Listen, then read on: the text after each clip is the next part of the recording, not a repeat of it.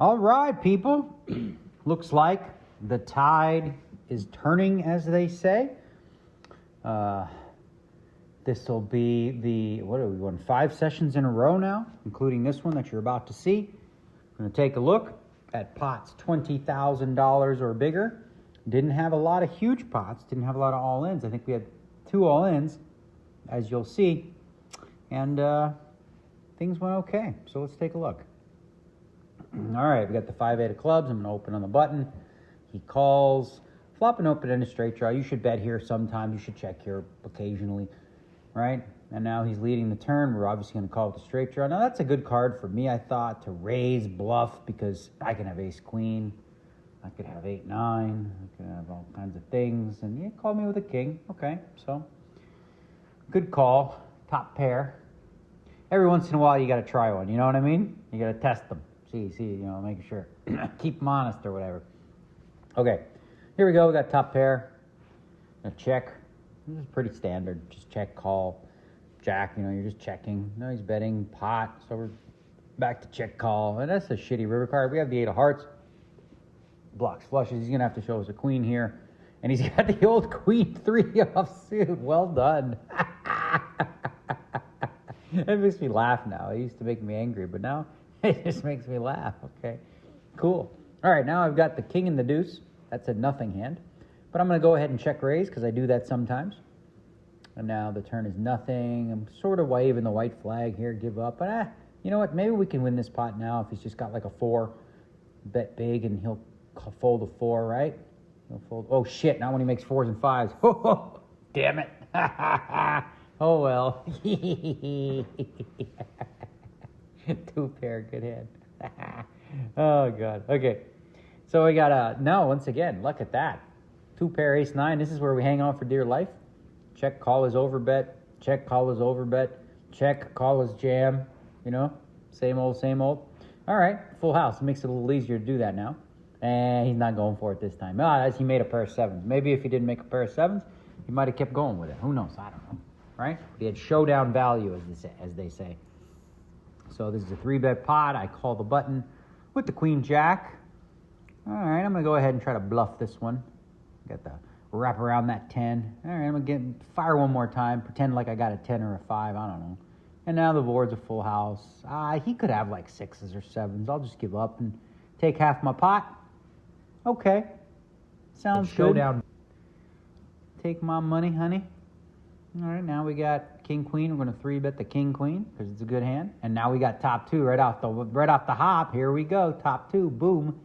And that's the worst card in the deck. Pretty bad or whatever. Check. I don't know. I should probably just fold a few bets, but I want to see it. I want to see what he had. Just want to see it, you know? Sleep at night. Okay, king-jack. That's good. That wins the money.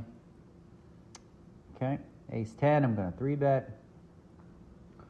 Flop nothing. We got the 10 of spades. You got some backdoor, you know, stuff going on. I'm going to lead. All right, now we got the ace with the spade.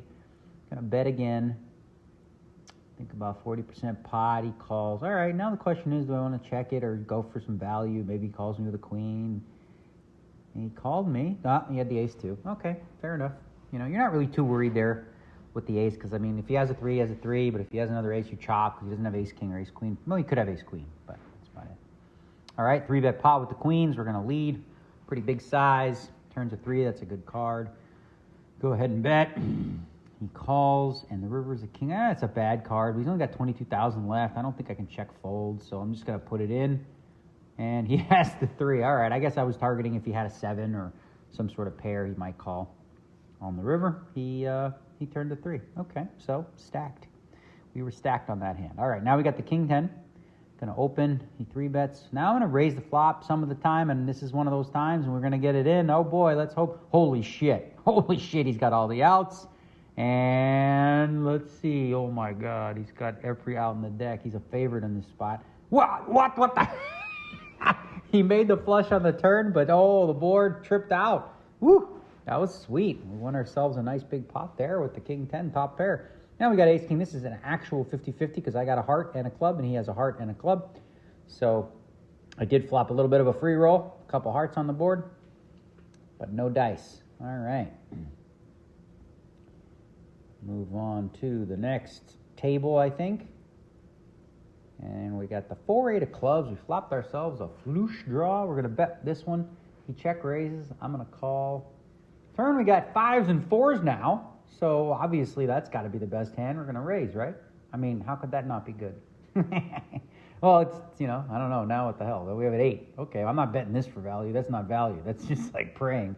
They're just praying that he had a draw. Oh, and he did. He had just the old 6-4. Turned the pair himself. Okay, so we eked out a little bit there with the goofy raise on the turn. Goofy sometimes. Curveballs, All right, open the button. He 3-bets. I'm going to call. Now I flopped an okay hand. I got a straight draw, backdoor flush draw. And now I got the nut flush draw, and he bets. All right, I could raise here and just say YOLO, but we're pretty deep here. I'll just go, all right, let's just call. What the hell? Board's paired, Check. Ace high might be good. Let's just check. And see. Oh, it is not. It is not good when your opponent has the full house. The entire full house was doing the old trap raise. All right, ace 10 now. Check. I just got to call these over bets again. Now we got aces and 10s with the nut flush draw. Check. He's betting size again, 2/3. Check. No, just check. Check. And now he overbets and we call, and he's going to show us what? What are you going to show us? You're going to show...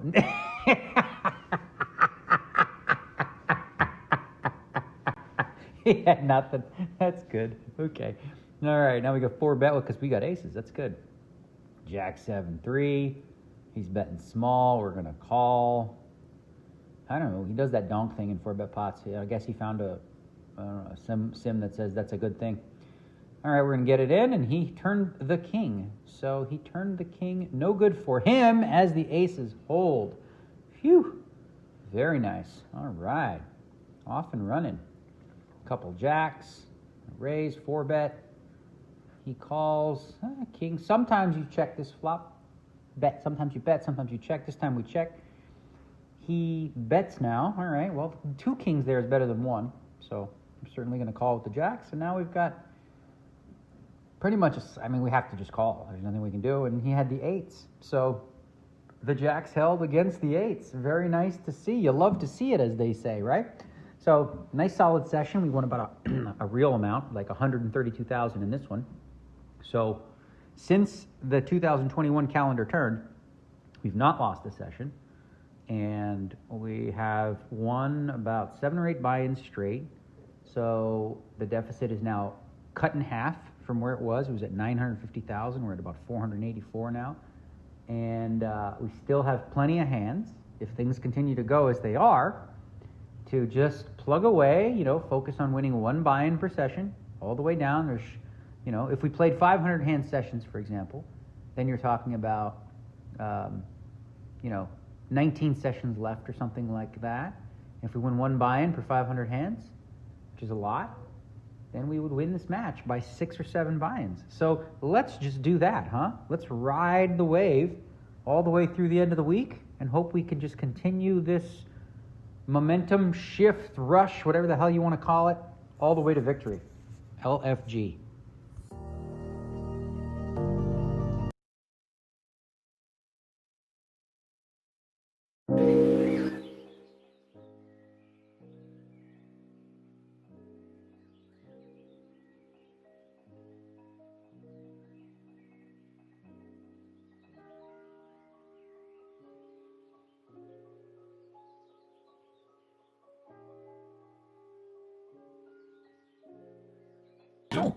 Oh, give me a sec. That's my bad. It's okay. We'll just rock and roll. We'll do it live. Welcome back to High Stakes Feud. It's Daniel Negreanu versus Doug Polk. It's round 27. I'm Jeff Platt, and yes, we just built up just a little more tension. It's joining us today from the GG squad. He is back. KakiTee is here. Welcome back, my friend, to High Stakes Feud. It's good to be here, mate. Rocking the Bitcoin graph behind you. Yeah, thanks to Carl Intra for sorting that out. We've both been enjoying the last few weeks. I was going to say that has to be Carlin helping you out a little bit with the production. Anything related to Bitcoin is something that Carlin will certainly love. So Kaki, 5 straight winning sessions from Daniel Negreanu. What have you seen out of him over this last month or so? Honestly, mate, not much. I've been traveling and moving house and all this kind of stuff. Yeah. I just heard that he was on a nice little comeback since the halfway mark, and now I'm here to like potentially get blamed if he loses the session. You know, so it's a tough one. Nobody wants to be the quote unquote bad luck guy. You know, when he's on a heater, when he's won 5 sessions in a row, looking for win number 6 in a row. I hate to say it, even on the GG stream, we have to acknowledge that the hot streak is going to come to a close, is going to stop eventually. But it doesn't have to be today. We take a look at the overall numbers. They played 15,250 hands, so less than 10,000 hands left to go. Doug Polk up about $484,000. This was from a peak of like 980K. Do you think that the door is open for that major comeback? For sure. Yeah. A lot of people were asking like, oh, so what do you think the odds are specifically? Who cares? I mean, there's a chance. Yeah. If he wins 5 buy-ins today, like it's on. Could he win 5 buy-ins today? Yes. It's not very hard. He probably does that something like, I don't know, 15, 20% of the time. And he books a win like somewhere close to 50% of the time too. So any progress is good. And the closer it gets, the more likely it is for a comeback, obviously. So I'm in for the sweat to be on. So yeah, same here. I think we would all enjoy if this match got closer and closer and closer. I know you said who cares about the odds, but I do like to tilt you up a little bit when you look at kind of the juice in the middle. And we do have for the overall challenge over at Poker Shares, Doug Polk is a minus 1250 favorite. Daniel Negreanu plus 750. So a little bit less than 8-1. How does that work for us like X to 1 people? Yeah, so about 8-1 is the underdog price for Daniel Negreanu. And what do you, if I bet $100 on Polk, what do I get paid if he wins? If you bet, you would have to bet $1,250 on Polk to profit 100. That's nasty. Yeah. I'd rather just go long on Bitcoin, huh? How about you, Jeff? Right. Yeah, that sounds good to me. I love how Carlin puts the Bitcoin logo on mine. I think that belongs. Yeah, put it on yours. That's good. We'll get you in. You know. Sounds good to me. You see Negreanu sitting down waiting for Doug Polk to show up. I want to remind you, you've probably been in the mix in that Twitter challenge. I guess that'll end in the next 10 seconds or so. Time for round 27. Who will reach a 200K stack first? That's what they had to guess on Twitter. And if you provided your GGPoker nickname, you could be in the hunt to receive a Global Millions ticket. That Global Millions ticket worth $108. That is for the $1 million guarantee. Here comes Doug Polk taking his seat. The buy-in for this one, in case you're just joining us for the first time, $40,000. You'll see if a player gets down to less than 40K, they will automatically top off to get back to 40K before the next hand begins. Be sure to like the page, be sure to subscribe, all the good stuff. And what is up to everybody in the chat? Jonathan Little in the mix, Aditya, Aldo, Boyan, Harry, Pat, Matthew. Good to see you guys again. Jeff on the left. A lot of Jeff, hashtag Jeff on the left. I don't. Just spot? This. Yeah. Come on, Carlin. I say that because I can see in our Discord chat he's trying to move it around. It's just a little stuck at the moment. That's okay. While I'm on the right, I'll move my screen around so it doesn't look like I'm looking off screen. How's that for a true pro move, Kaki? Too good for me, man. I think I look off screen all the time. Okay. Well, yeah. Because I put my stuff on another monitor and then I like look at it there. It's not a very good play, really. Yeah, we're probably the only ones who are thinking about it. Just like that, we are underway. You see the totals on the bottom of your screen. What's your prediction for this particular that's a good call. We got to go predictions. How long and how much and to who? I'll go 500 hands. I'm going to steal the information you gave me. I'll go 500 hands. It's like, where'd you get that from? No, okay. I'll go 2 hours. Okay. I'll go 2 hours. 2 hours. And I'll go Daniel Negreanu wins 5 buy-ins. That's what I'll go. Oh, baby. The plus 200K sesh for Negreanu. I'll also go Bitcoin to 37K while we're sitting here. Okay, good. And what's it at right now? 36-ish, I think, last time I looked anyway. Okay. So Bitcoin, someone in the chat tell me. I'm sure plenty of people are monitoring, including Carlin. I'll go 2.5 hours. Okay. I'll continue kind of the theme of the slow and steady wins the race and give me Daniel Negreanu plus $65,402.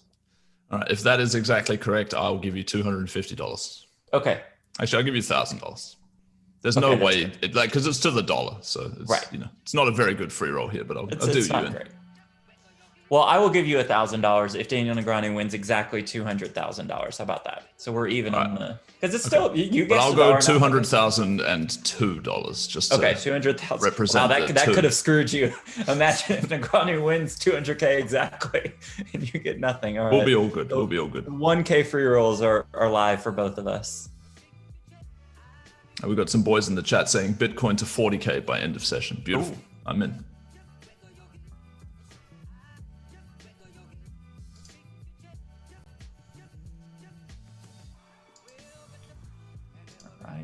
Figuring this out. If I look like this way, it looks like I'm checking out the graph. It's actually kind of good. Right. It's pretty perfect because you would be checking out the tables and the Bitcoin graph.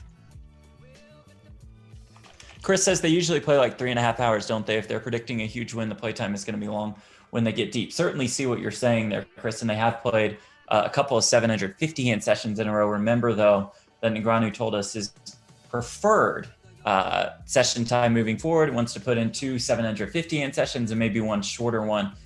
And I just think that today might be that shorter one.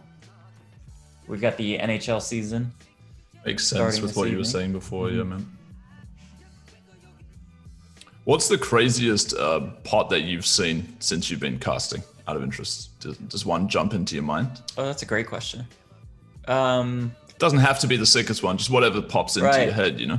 You know, and this is a standard one, but it is the first hand that popped into my head. It was just the aces versus kings where Doug spiked a king ball.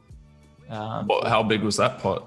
I want to say, I don't think they were super deep at that point in the match. I want to say it was 100K or so. So it was just a big momentum swing. Yeah, and it was another reason it stands out. It was right after Negreanu took a break after getting coolered on a previous pot. So it's literally the first hand when they sat down again, and aces versus kings. It's like, okay, he's back on track, and then boom, king ball. Oh, okay, good game. Yeah. 3-bet from Polk on table 2 takes that one down. Just a couple small pots to kick things off.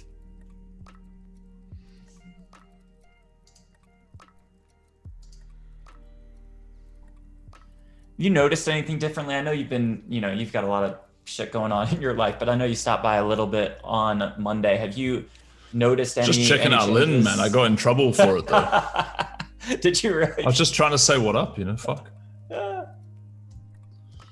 saw you try. What was the question? Sorry, Jeff. No, if you had noticed anything differently as far as how either of the players were playing, but I just don't catch the hands really. I will say this: I've been enjoying the uploads that Daniel's been doing, like sort of a short summary. Yeah. I think it's good. Like, it doesn't cost him too much time. I think he enjoys doing it. It's a bit of fun. Like, he's not trying to get too serious. He's not trying to make it just a complete joke. Like, it's a good mix of both.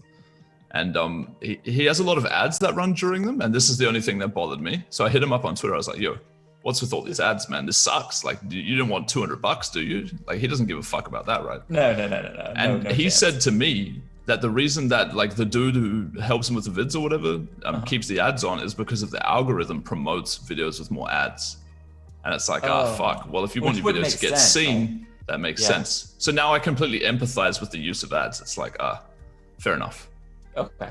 Because you don't hate the play, you hate the game. And the game just sucks. Right. Bunch of ads, not a good game. Yeah, to your point, it's not like he was looking for that extra edge as far as ads. Exactly. That's why I was just like, I thought I was doing him a favor trying to tell him, like, hey, there's a lot of ads on this shit.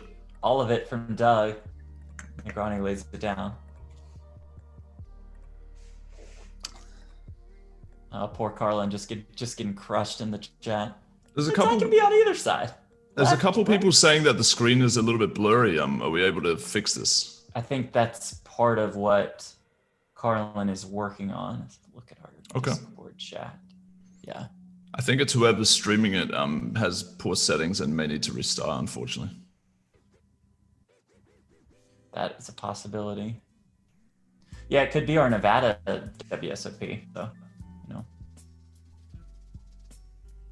RJ says, screen is blurry, and Jeff, go to the fucking left. All right, RJ, let's just calm down. Brent would say relax. You know, let's all take a deep breath. We're here. We're going to get through this.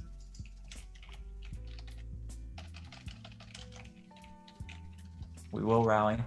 Negreanu will check raise. Have you seen many different check raise sizes out of Negreanu out of interest, or does it tend to just be the one sizing? No, I think we've seen a couple different ones in this last month or so. And he's started to incorporate the massive check raise. Ooh, yeah. A lot more kind of like what Doug Polk has been doing since the beginning. But I think you'll see an overall difference in Negreanu, just as far as sizing in general is concerned. He's got a lot more, kind of weapons in the arsenal now. So it's not just at the beginning, he just had, effectively two sizes. They're keeping the game really simple for him. And now I think you'll see him mix it up. Which is cool, right? I mean, it shows that he's progressing. Yeah, it's an interesting one because I think that a player who played two sizes very, very well would beat a player who played four sizes poorly or like not even close to perfect. Point.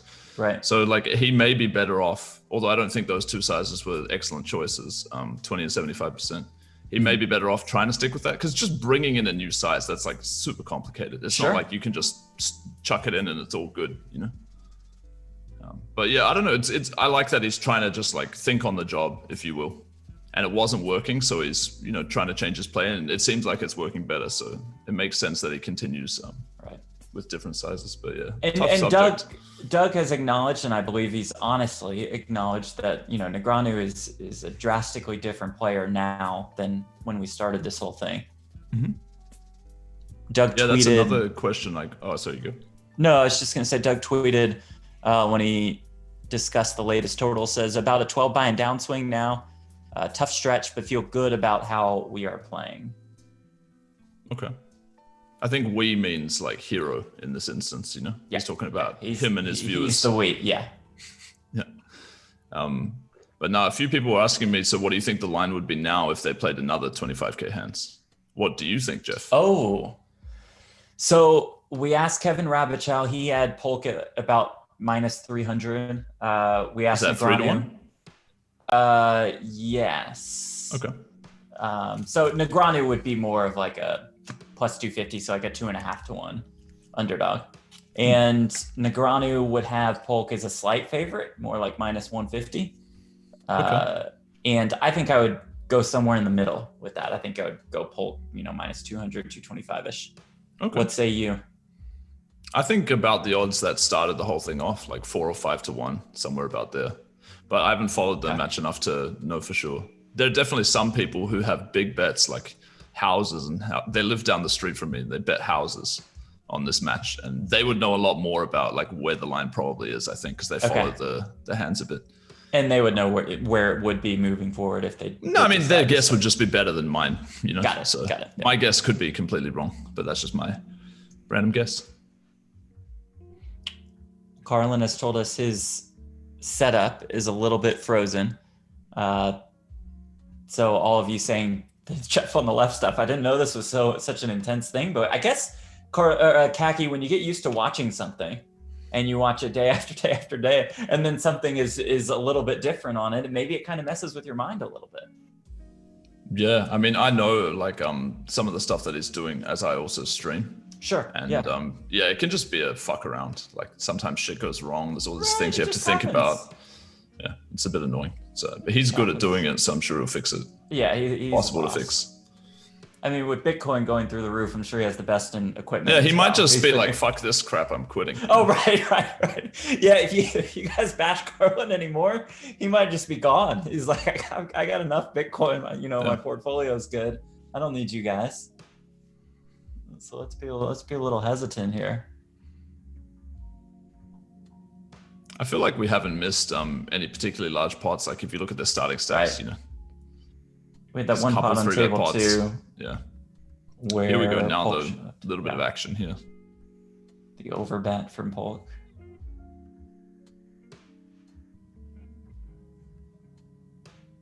I do feel like I've seen both these dudes overbetting like ace cards a decent amount, and from what I know, but like I mainly study six max spots, like it's not really a thing. But this might have been after a large turn bet. Runs right into the stone cold Nutter Butters for Doug Polk.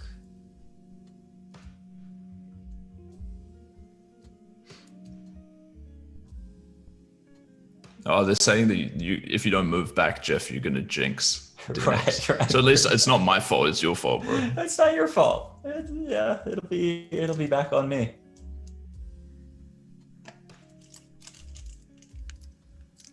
You were streaming right before we went on air, right? Asking the people if they had any questions for DNegs. Yeah, just taking some random questions. I don't know. I would say that unfortunately none of the questions were like. I just felt like they were all a bit trappy. Trappy in what way? It's like if I ask you a question and one thing, it's like obviously a bunch of people disagree with you. Yeah. If you don't, you know what I mean? Like either you can agree with the consensus or you can disagree, and then you have to stand there justifying why. And there's like a bunch of people in the chat like who don't agree with what you're saying. Like what the fuck are you talking about? So I think they're totally unfair. On table 2. Sorry to cut you off. Nah, man, that's all good. Yeah, I completely get what you're saying. Yeah. I feel like I'd be a good NBA reporter. You know, I think they'd you'd be have great. a shit day. I'd roll up. I'd just ask him something about his dog. I'd be like, bro, I saw that's a pretty fucking good dog you got right there. What's that breed? I mean, we know you wouldn't ask the cliche questions, which I'm certainly guilty of. Effectively, how do you feel type questions after the game. The thing is, if you have a relationship with the person you're interviewing, which you do, those questions mean a bit more. Yeah. You know, like if you just go, hey, how you doing? To like a random guy, it's probably like, yeah, all good. But if I'm like, hey, how you going, bro? And like guy I haven't seen in a while, that's a good mate. You know, he's going to tell me how he's going. Yeah. They'll be a little bit more honest with you. Yeah. But if you walked up to Kevin Durant after a Nets game and be like, how do you feel? Like, good. Yes. Yeah, but if I asked him something about like some random crypto that he was like long on, I'd be like, bro, I told you you shouldn't buy that shit. Should have long Bitcoin. What are you fucking thinking with that fucking SNX? You're buying the fucking pump, you whale. You know, just sell that shit. And he'd be like, oh, hey, this guy, hey, what's going on, man? And then next time he sees me in the thing, he'd be like, yeah, I'll take that guy's question. And I'll ask him something else that's friendly. And then when it comes to the playoffs, he'll be like, yeah, bro, I heard that maybe you're going for a trade ski. Like, what up? And he would laugh at me. He'd be like, hey, fuck you, man. You know, leave me alone. That would be pure entertainment. You got to build that relationship. I agree. I think that'd be fantastic. Okay. Kaki and I are going to keep talking off air, but unfortunately we're going to have to shut down the stream for just a little bit. We just think we need about 5 minutes, maybe even a little less, just to restart. You know, maybe I'll end up back on the left. We'll get the blurriness thing figured out as Doug Polk wins on table number 1, about a 14K pot with a flush. So we'll be back in about 5 minutes. Thanks for hanging out with us. You're watching High Stakes Feud. Be back soon. And we'll put the boom switch. Oh, and free roll password real quick before logging off. Free roll password is high stakes. The free roll password is high stakes, all one word. $10, $15 GG Masters satellite tickets are available. Okay, see you soon.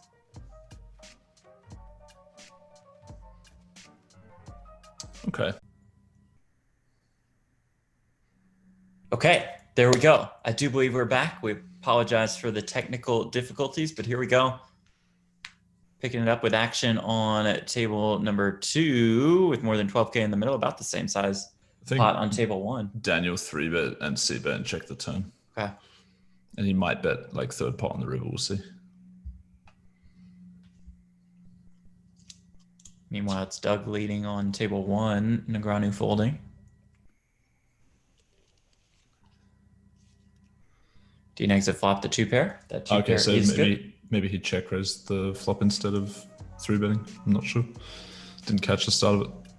And I'm back on the left, so I think we'll be good to go, right? Obviously, that was all we needed to fix. Negreanu down about 20K to start the session.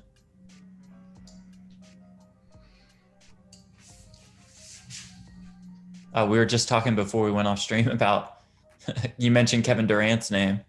Right. Yeah. Just a massive trade in the NBA, which will bring James Harden to Brooklyn. So it's KD, did that actually happen? And Kyrie. Yeah. What? In a massive, what turned out to be a 4-team trade. Long story short, Houston. Why are they doing this? This is a terrible play. All they're going to Houston ends up do getting is expose Oladipo that picks. like Harden and Kyrie are not helpful on your team. Yeah, and both of them on the same team. Whew. Yeah, I think we'll just First-year see like coach. one of them not play, you know? Yeah, and I mean that could be Kyrie. But I feel like since Kyrie was there. there first, like Harden's going to be the second unit leader, which doesn't suit him at all because he thinks he's the best player in the game, you know? I completely agree. Sounds like a disaster, man. Like if they just Yeah, it traded sounds Kyrie terrible. away for like a couple of good role players and then just, you know, give KD Right. everything he wants, that's good. Right. Even if you don't get max value for Kyrie, which you aren't going to get at this point, to your point, you could get some good role players. It's like surgery, you know, just removing the problem. Yeah. 29K in the pot on table 1. Someone says that that's fake news. That is certainly not. So what's the exact trade or like the rough trade if it's too many people? Yeah, the rough trade is Harden to Brooklyn. Maybe we'll watch this pot first though. Sure. This is a Sounds large good. pot. DNegs facing a third bet on turn in a spot where you're generally way ahead or way behind. Does call. Will he call river for half pot jam? 6K in the pot.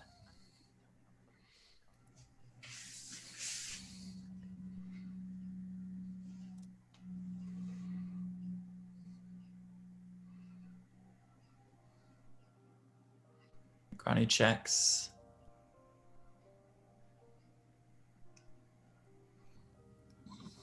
Ooh, the free Nines. showdown with the folding hand.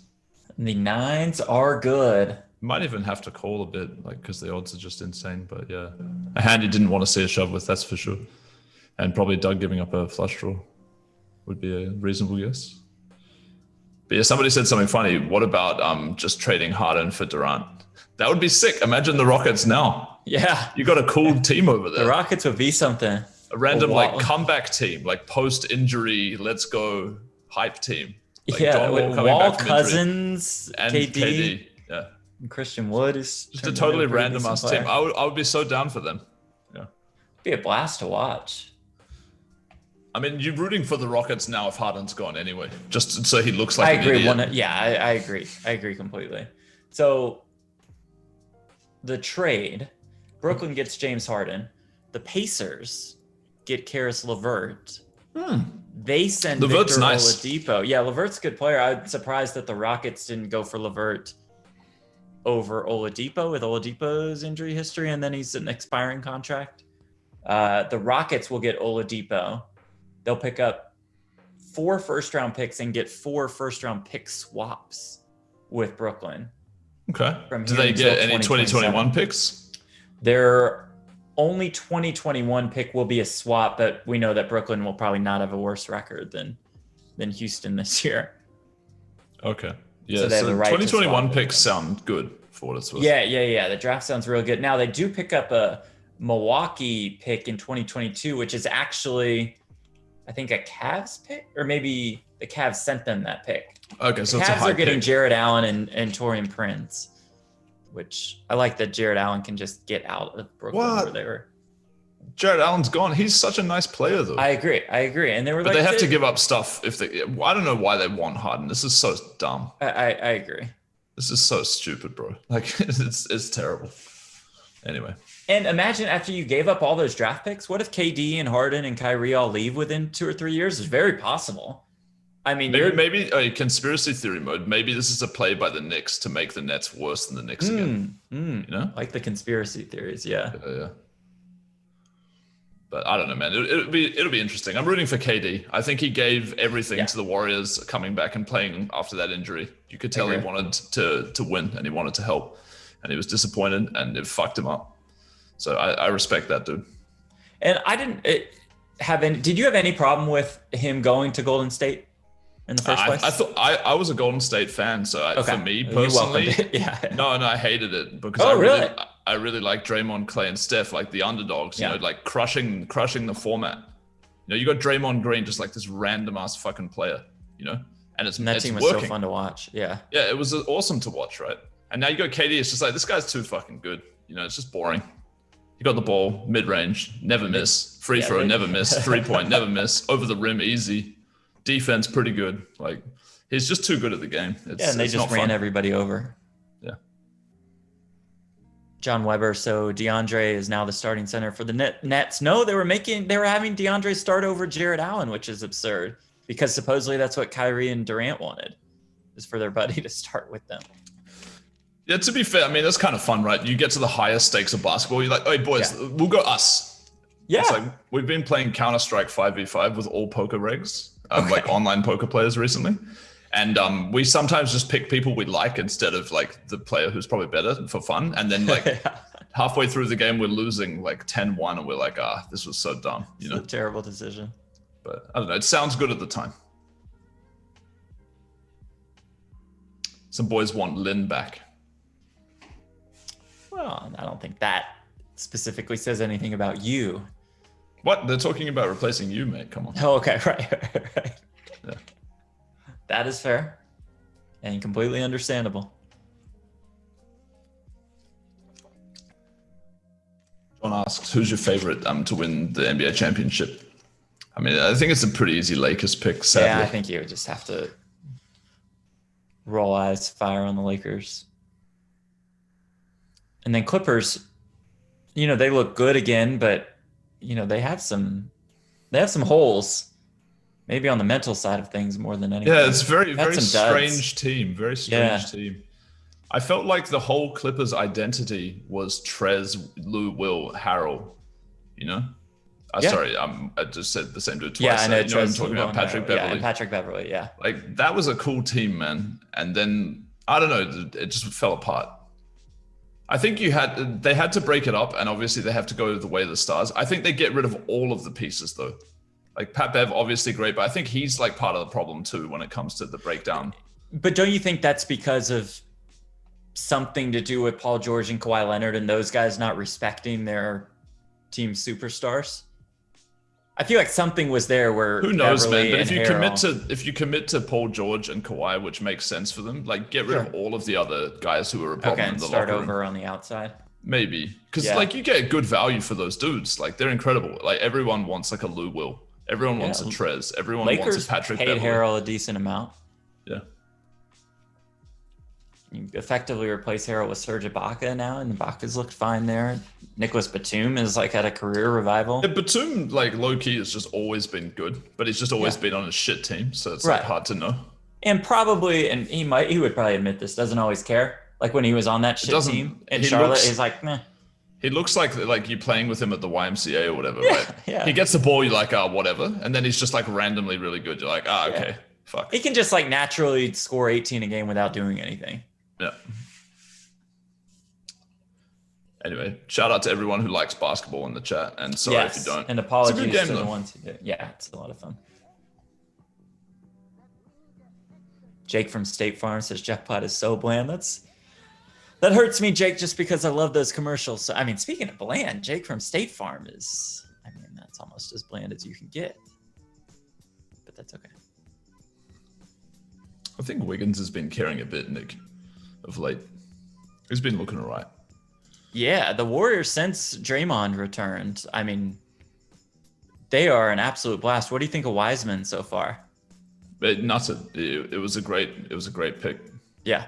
Like, I don't think there's any regret. They're talking about LaMelo, this and that. Like, he's looking good, sure. Yeah, that's true. A bit flashy for my taste. He's but, like, random, like, lightweight bigs that can shoot. Like, this is the dream. Like, these are rare players. Like, I think you got to gamble on them. He makes some sort of mental errors, though. And he does, like, not catch the ball particularly well all the time. Like, he bobbles it a bit. But I think, he shows a lot of potential. Yeah, it's like his athletic ability is pretty sick. First break of the day for DNegs, the banana break, the bathroom break. A couple people have hit us up on Twitter. Jay from Liverpool, I forgot to shout out like throughout the entire last week. Thank you for watching. Appreciate it. Love the pictures, Kaki, where it's kind of like showing us their viewing setup. And you guys, instead of DMing, can just hit him up. He's at KakiTee, KakiTee. I'm at Jeff Platt. Somebody DMs that they're watching a soccer coach's press conference. They got us up on the iPad. Looks good to us.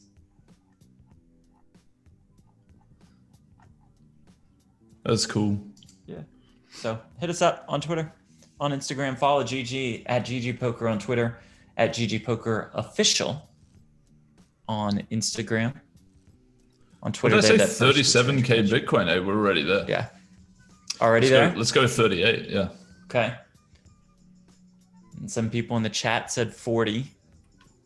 Well, I mean, they're just having a laugh. Like, we're all down for it to be 100K by the time we wake up tomorrow, but right. It doesn't matter too much if it is or not. And you don't really sweat the short-term ups and downs. Of late, I've been doing a little bit of gambling. Just interesting. Okay. Just low stakes, just a little punt here or there. A little fire off. Nothing that affects the roll too much, just for fun. But yeah, in general, not. It is an exciting time though, because like it's on the minds and lips of more people. And I feel like I've been around it for a while. So I like to say my piece when people ask, and, hopefully it makes them think a bit more about like what's good to invest in and what's not. Like, because so many people come in, they think it's too late. They think that shitcoin XYZ is the solution, is the future. And they're just being sold by a marketing budget from money that some cunt printed for himself, So it just pisses me off a bit. And some of those shit coins have had really good marketing. Exactly. I mean, why wouldn't they? That's the one thing that they're trying to do, is convince you to give them your Bitcoin, basically.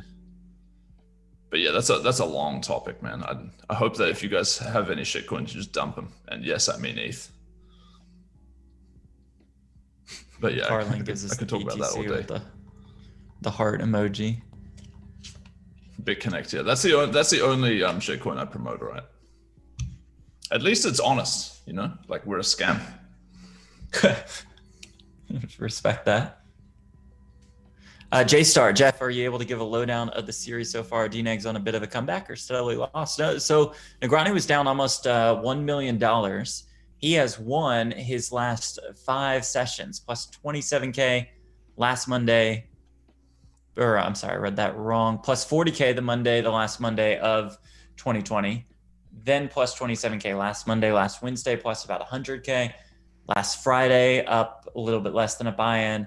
And then on Monday, won $132,000. So there are more than 15,000 hands of the way through with this one, so less than 10,000 hands left to play.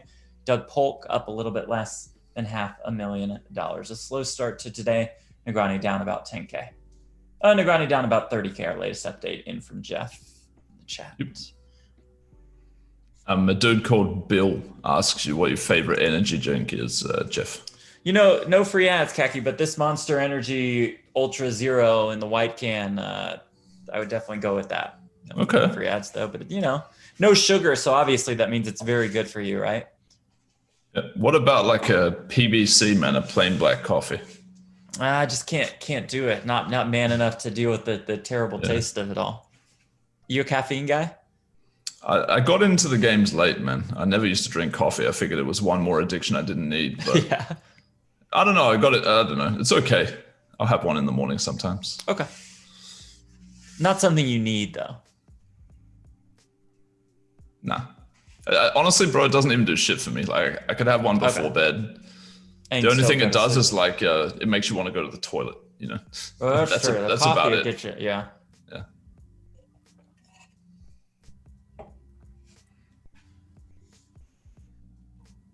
So we've seen you pop up in our final table betting segments for the final tables that we're doing every making week. These little ads, yeah. Oh, I love them. I love them. Bro. Painful. The World Series of Poker Winter Online Circuit Series every Saturday. Brent Hanks and I on this very channel.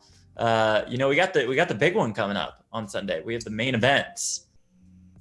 $10 million what's cooking guarantee. with that? Got more than $1.2 million up top. Joseph sick. Chong is still in the mix. 2 pair for Doug for about a 19K pot on table 1. You gonna fire off again on some final table betting for us? I don't know, man. I never run well in these things, That's but true. maybe I will. At some point, you got to hit, Yeah. I think the last guy you picked in the heads up event was going up against one Lena 900. Nicholas Aztet did not win. Yeah, that guy stacked me and my mate. My mate bought in like last minute. He Oh, was okay. like, there's sorry. overlay. Yeah. Mirza Mihovic. Yeah. In the finals met Aztet. Yeah. But no good. Finally lost. Finally did lose. He had a royal flush and a straight flush in the and quads. semifinal round. Yeah, that's what someone told me. I was like, oh, did he win? And they're like, nah. I was like, okay. Didn't matter much. Take advantage of the run good. You don't usually stack someone when you have a royal, you know? It's hard. What could that person It's not easy. Yeah. There was 4 to a royal on the board too. Like it's just okay. Yeah, it's just gonna be tough. Yeah.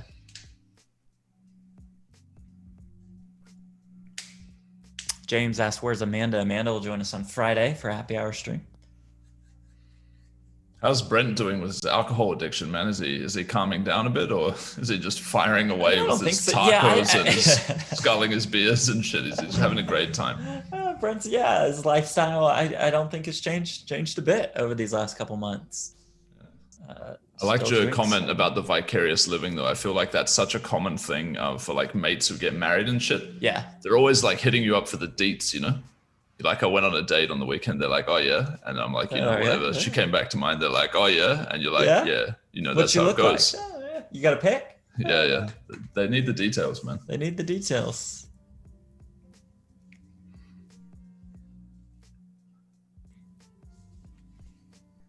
At this point, it would have been good if there was like, 50K pot going just to cut to that. But there's nothing else like that. That would have been a perfect transition. Yeah. Harry says, Jeff using his straw, got to look after those teeth. Now that you're on ESPN, Kaki, we haven't had a chance to talk in a while, but I do have to let you know, just because somebody brought it up, not because I like bragging about this, but I will be on ESPN in the next couple months, as I was the sideline reporter for the World Series of Poker main event. Yeah, so I saw that with the coverage. Yeah, you're wearing a suit and shit. Yep, going ham. Gotta go all out for the main. Who are you working with there, or was that just the reporting job as a heads up thing? And they had different people doing the commentary, right? Right. So Lon McCarron and Norman Chad will do the commentary, and maybe Jamie Kerstetter also. But I kind of think this one is Lon and Norman. You can catch Lon and Jamie on the WSOP wrap episodes on this very channel. And so, it was just through Poker Central produces the episodes for ESPN. So, they moved down on the depth chart. Kara couldn't do it. Maria couldn't make it. And finally, I get a call. Hey, not bad. I'm probably like 25 people down that list, now. I'm climbing. I was talking about that with Brent. I was like, when would they have gotten to you? I feel like, we were probably a coin flip. I don't go on the main networks, They don't like me over there. I say cunt and stuff. Right. Good. But you could. I mean, these were produced episodes. Even if you say something, they don't even own a suit, mate. Just got shortened shirts, That might work. That's kind of like new age, new style. But it's funny, man. Like this Norman Chad dude, like he randomly comes after people, like on the internet. You wouldn't put him on that. Like he just seems he's just this random dude. But I like it. And I would say he's actually one of my favorite commentators. Like when I think back to being a young, like aspiring player, you're watching the World Series, you've got Norman Chad, he's got his wife jokes. He calls the action well. He's always got, it's not too funny, but it's not funny. Like the stuff that he says, it works well. Lon McCarron, I think it's a good partnership. So it's good to see them still doing that coverage. I think I agree. It works nicely. I agree. It just works. I mean, those two are Hall of Famers. They've been doing the main for now like 17 years or so. It's nostalgic. Nostalgic. Yeah. It's like that tournament comes on. You hear Lon and Norman. It's like, okay, here we are. Let's go. Big check raise. Or I'm sorry, not a check raise. Big raise from Negreanu on table one.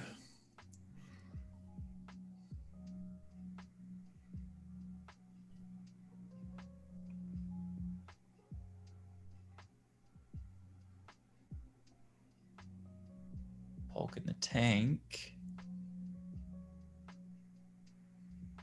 Lays it down.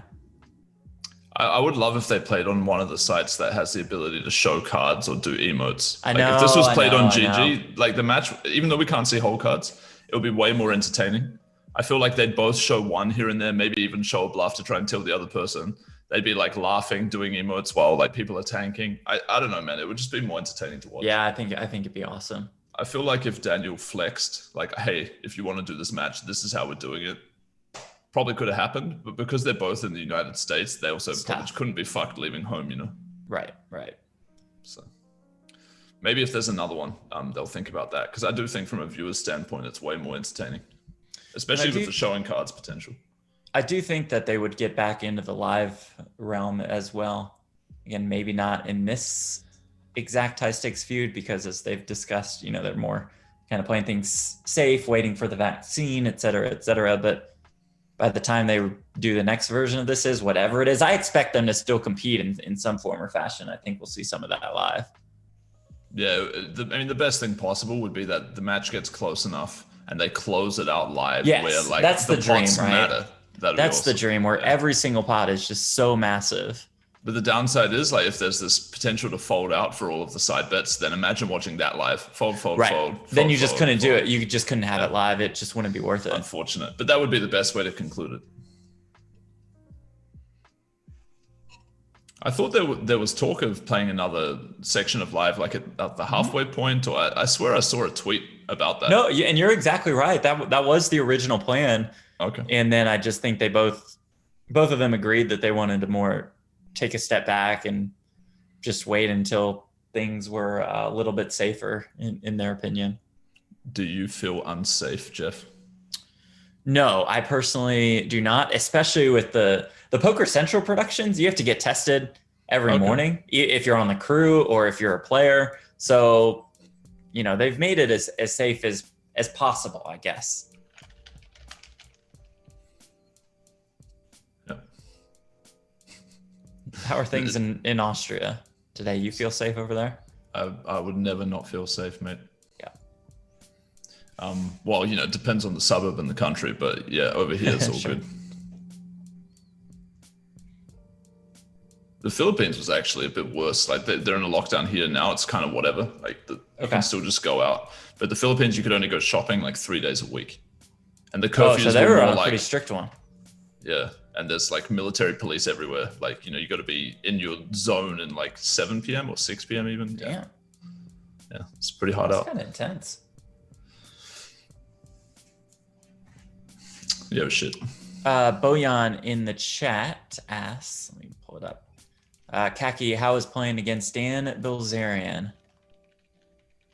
Well, he's probably already seen my YouTube video about that and may know how it went down. And hopefully he hasn't seen my YouTube video after that where I just get destroyed. But no, it was cool, man. It was cool. Like we were talking about random shit. Mm-hmm. Yeah, I don't know if I can say exactly what we were talking about at the tables, but he was saying some interesting stuff. He put like his girlfriend on the snap cam because you can do little camera videos to each other and stuff. So I don't know, man. It was a fun table. It was an anti-game. People were playing loose. Regs were calling him down with like any pair in every spot and just getting stacked for like 200 BB each time. Like he just had it a few times or whatever. No, it was cool. It was a good game.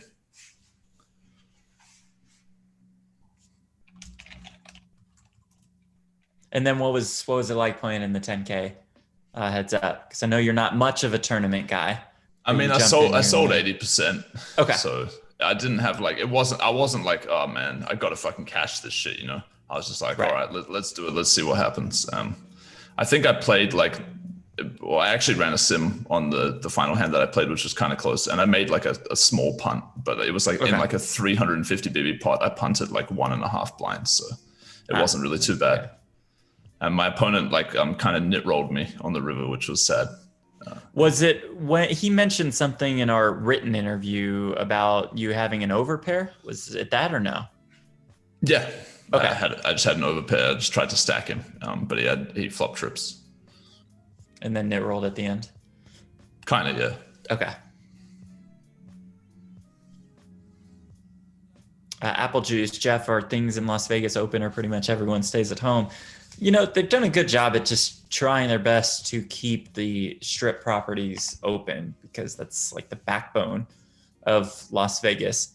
With that said, also pretty much everyone stays at home and there's not that lively of an atmosphere at those places. I went out to Cosmo Monday night for a friend's birthday and it was pretty empty overall, but they're at least trying. Weekends are still okay. I mean, it's still pretty cheap to come out here to Vegas. So weekends are okay. Yeah, I heard there's a lot of shit going down in the States, man. of late. Yeah. Sounds like a clown carnival, honestly. A lot of shit going on is an understatement. Are you gonna get out of there, man? Like, you should just leave that place, bro. It's no good, you know. In the next couple months, I'm definitely going to go chill in Mexico for a little bit and play on GG, because like all this GG coverage that we've been doing is just revving me up. I haven't been able to play on anything besides WSOP.com. All due respect, to that site in the last couple of years. Trip Queens. Yeah, I think it's fair play, man. South America's kind of cool place. I'd like to go at some point. I've had friends there and mates that live there and shit, but I've never been. It sounds decent. They're big on the fake tits, though. I'm not sure how I feel about that one. But they're kind of just in everywhere. South America? Yeah. Or maybe not Mexico, but South America is hard out. You don't know? It's like standard as fuck. It's like 50-50. I've never been to South America. But of course, all of the Brazilian lists that you can imagine are plentiful here in Las Vegas. Oh, okay. Who do you hang out with over there? Like, what's a regular day for you? So I hang out with Hanks the most, mainly because, we work a lot together, but also we'll just go to the bar and drink and play video poker or watch a game, something like that. So I hang out with him the most. Ben Ludlow, some of you might know, he's kind of sort of in the poker community, also a writer, is a good friend of Stapes's. And other than that, man, I don't have a ton of friends around here. You guys don't need to be sad. I know it can sound like a sad statement, but go on some dates here and there, as you guys in the chat have pointed out. And that's pretty much it. So I guess I stay home for the most part, like everybody else. But I'm not focused on it. I'm not like intentionally quarantining or anything of the sort. Yeah, the older that we get, I feel like the less time we have for that bullshit anyway, Socializing is more of like you've got ex-friends and you try to maintain those relationships. I agree. You're not out like just trying to meet new people all the time. Right. I don't feel the need to meet new friends, right? If somebody comes across, become friends, great.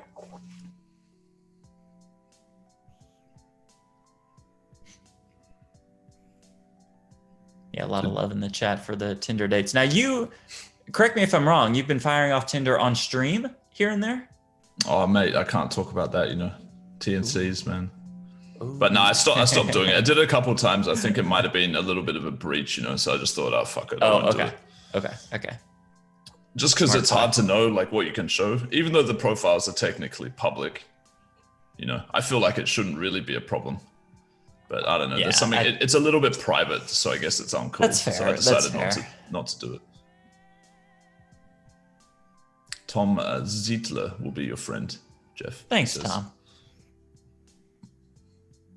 Thanks, Gigi. Thanks, Camille. Guys, I said I don't really need new friends, but I will. All of you in the chat are different because I love you guys, as we mentioned before. DNegs is tanking here, or he checks back with Queen and kicker plays. That's good.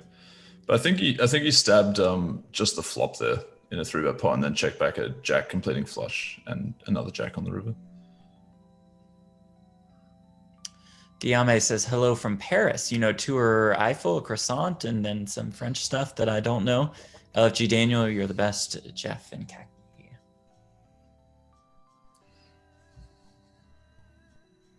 Gigi says, accept our friendship, damn it. Yes, I was sorry. I sounded very ungrateful. And I did not mean for it to come across that way. Any Aussies or Kiwis in the chat?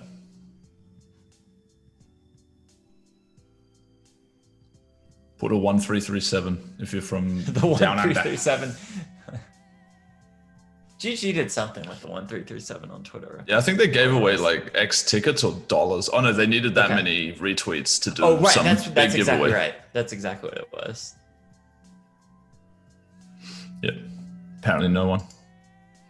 There one lad. Go. Hey man, CNC. what up? Good to see you. Thanks for joining us.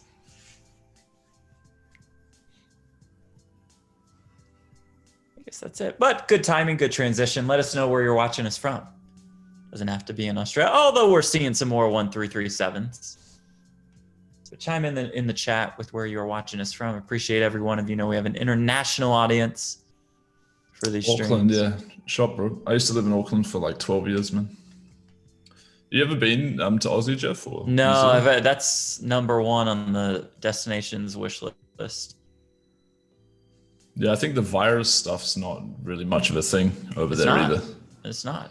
So it's probably not a bad one. Because they don't, let stupid Americans tests in there. Got some Aussies, Montreal, Denmark, Istanbul, Japan. DNegs checks turn after c-betting flop in a 3-bet pot on the second table. I'll try and keep like an eye on reasonable size pots. Yeah. Germany, Indiana, Denmark, Puerto Rico. Doug's c-betting the other table. These are both 3-bet pots. So Doug's stabbing like 3/4 pot on the right table, and on the left table he might 2-barrel this card. He should 2-barrel it really quite often actually. So he does. It's pretty big, about 80%. DNegs check calling after c-betting the ace-10 3-board on a king turn. And what will he do on the left table? Also calling. All right, who's going to win these pots? DNegs should be checking the river on the right. And will he call the jam if it occurs on the left? There is that check. Doug might actually third this river as well, even though it's awkward, like with the stack depths.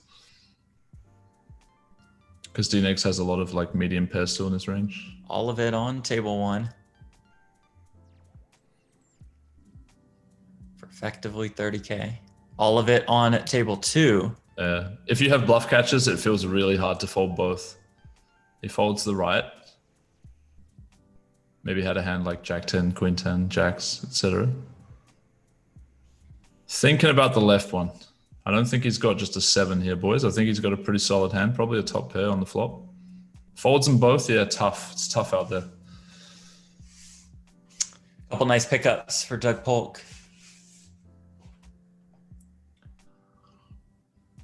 Someone was telling you not to go to Aussie, Jeff, because there's too many chicks and they're all hot. Honestly, bro, there's a lot of hot chicks in Aussie. Yeah, so then why would I not go? Because you can't handle it, he said, mate. Oh, okay. You might break it off, Fair. I'd like to get in trouble. Like to try. At least give me an opportunity.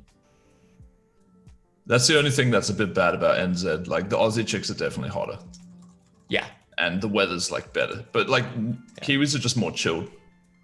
And I think summer in Auckland is better than summer in Australia because it's too fucking hot. But yeah. You ever fire anything in the Aussie Millions? Oh man, I never cashed a 10K in my life, man. Right? But yeah, I tried a few times in the Aussie Millions. I tried a few times. It never happened.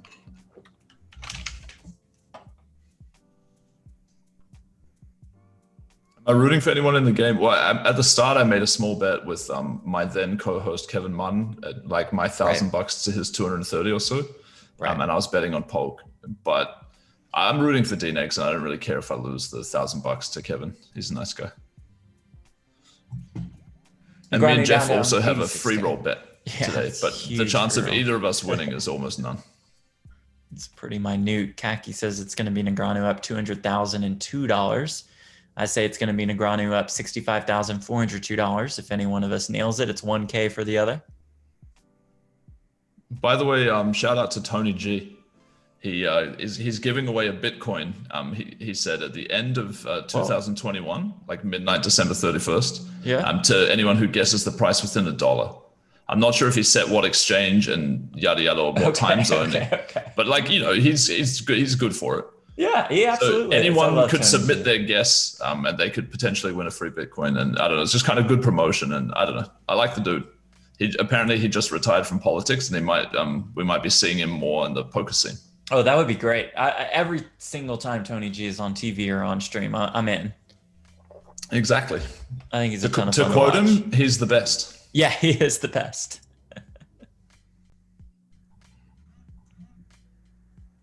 Just creates such an entertaining atmosphere all the time. Yeah, I'm not sure if you caught his latest appearance in like the Trident high stakes cash game. It was a little bit different. It was a different Tony slightly. Oh, interesting. How so? Well, we saw all sides of the coin. He's a very emotional person, you know. Yeah, he really wears it on his sleeves, and I don't want to go into all of it because some of it's a little bit negative, and I like the dude. So, but it's just you should watch it. It's really entertaining. I think it's. Do you guys have it on Poker Go, the Trident, or is that just on YouTube? Probably because I believe Brent and I called the Triton short deck tournament that he won, and it was probably a part of that same series where they had the Triton cash game. Okay. Because I think that was one of the last Triton stops. So yeah. I think this is like the last big Trident thing. Before the whole virus stuff started. Okay, that would make sense timeline wise. But man, he was so excited to win that tournament. I mean, you can tell the passion for the game is still there. Yeah, I mean, he's just a dude being himself, you know. That's what I like about him. Yeah. Yeah, Booze Broody, that's basically what I would say. He mentions the dealers and the interactions. And I think at the end of the day, like Tony G is a big fucking tipper. Like this dude's giving a 5K. Yeah, that's what I've heard as well. Dealers like this fucking guy. So like, but I mean, he might get a little out of line. I know what it's like because I've seen people back in the day in the blackjack pit, you know, and it's like me versus you, like player versus dealer. Yeah. You know, you're going to take my fucking money. Like, it's kind of like that. You've been fucking me all night, dealer. You know, it's like this. So it's a bad habit. And as somebody who also has bad habits, I can understand that it's not him and it's not really like he doesn't want to do it, but it comes out. And I don't know. I'm a little more forgiving than other people. But if that's all you saw, you'd be like, oh yeah, this guy's a cunt. But right. And we're a little more forgiving also knowing that he is a big tipper. You know, that's not a flat out excuse, but that makes his actions a little more forgivable. But yeah, I think overall, dealer abuse is the worst. So if they like him, they would know best. Yeah.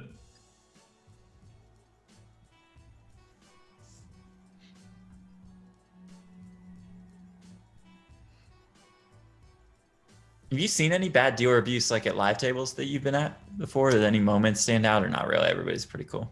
I mean, I've had some shit fucking dealers. I'll tell you that. I've had some terrible fucking dealers in my time. But you kind of just like, it's the worst is if it's PLO and they're like a blackjack dealer. Yeah, and it's not really even their fault. It's not their fault. It's like the floor's fault fault for like putting the situation into play. But yeah, Sky City, Auckland, where I played a bit of live poker, they don't run it very well. But they do have a bunch of dealers there that are actually really good dealers and cool people. But then along with them, you mix in some random, like untrained people, you know, it kind of makes it rough. Shout out to anyone who knows what I'm talking about. Sky City, Auckland, $40 parking. What up? $40 parking? Yeah, why not? That sounds fairly absurd. They charge their staff $5 for parking, and apparently they make $800K a year off staff parking fees. Can you believe this shit?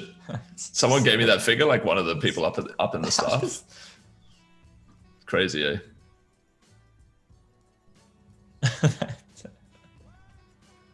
That's pretty absurd.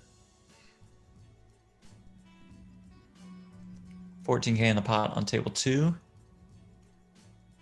Yeah, guessing DNegs as C-bet in a 3-bet pot looks pretty standard. Doesn't fire the second bullet. The main trap he'd have here is 2 aces if he's going to have a trap ski. But he can also have like a 5 and other stuff. Some other overpairs will check just less often. Doug goes half pot. Yeah. I think Doug sort of thinks in like setting up SPR terms sometimes. That's what it seems to me. Like setting up a nice river bet size. The more you study, the more you realize this isn't really a thing. But it still feels good, like against certain players. So maybe he's doing it specifically against Daniel. I don't know. Picks Daniel off on table 1, spiking the ace on the river. Probably a break from DNegs. So that's we're going to need a rally, right? It's not going too well. I'm going to get blamed. Yeah. That's not a thing. Is it like the more you study, the more you're figuring like sizing to set something up is not necessarily a thing? Yeah, it's not really a thing as much. Yeah.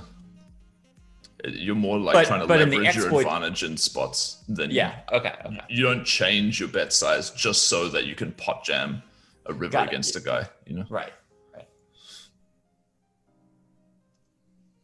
But used as like a live exploit against an amateur player could perhaps be looked at a little bit differently.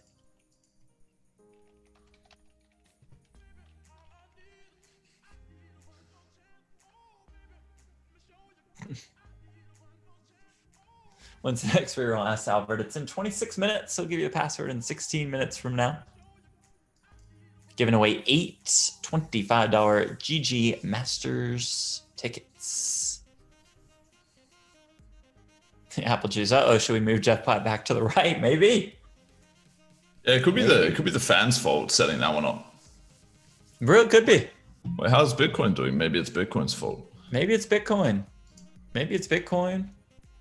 Yeah, Maybe it's me. Maybe it's you. Maybe it's Carlin. You know, it's clearly not Daniel or the cards, obviously. Yep, I agree. What else we got on the menu, man? There's a few people talking about the Harden trade, and they were surprised about it, but I don't want to just go basketball all the time, you know? Right.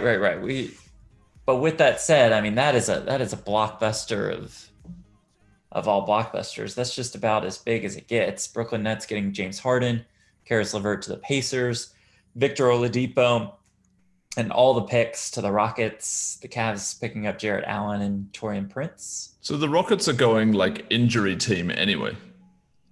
They got that Cousins, injury Depot. comeback team that you mentioned. Yeah, Still there. They could use KD though. That'd help. It's a pretty short break. Yeah, his breaks are like 45 seconds, 1 minute. You must have a toilet like right there, you know? Right, it is probably right next to the. Or it might be like a wink nudge kind of toilet, you know what I'm saying? Maybe he's gone. He's leveled up to a full blown reg. You know, he's got the piss bottle. Could be. Although I don't know how he would do that in his chair, man, because he's like leaning back. Yeah, and he's shit, laid right? back. It'd be. That's tough. I think Polk has granted him all the time in the world for breaks. So probably no need to force it. We are a little bit more than an hour into this session. Negreanu down about 100K. It's down about 2.5 buy-ins so far.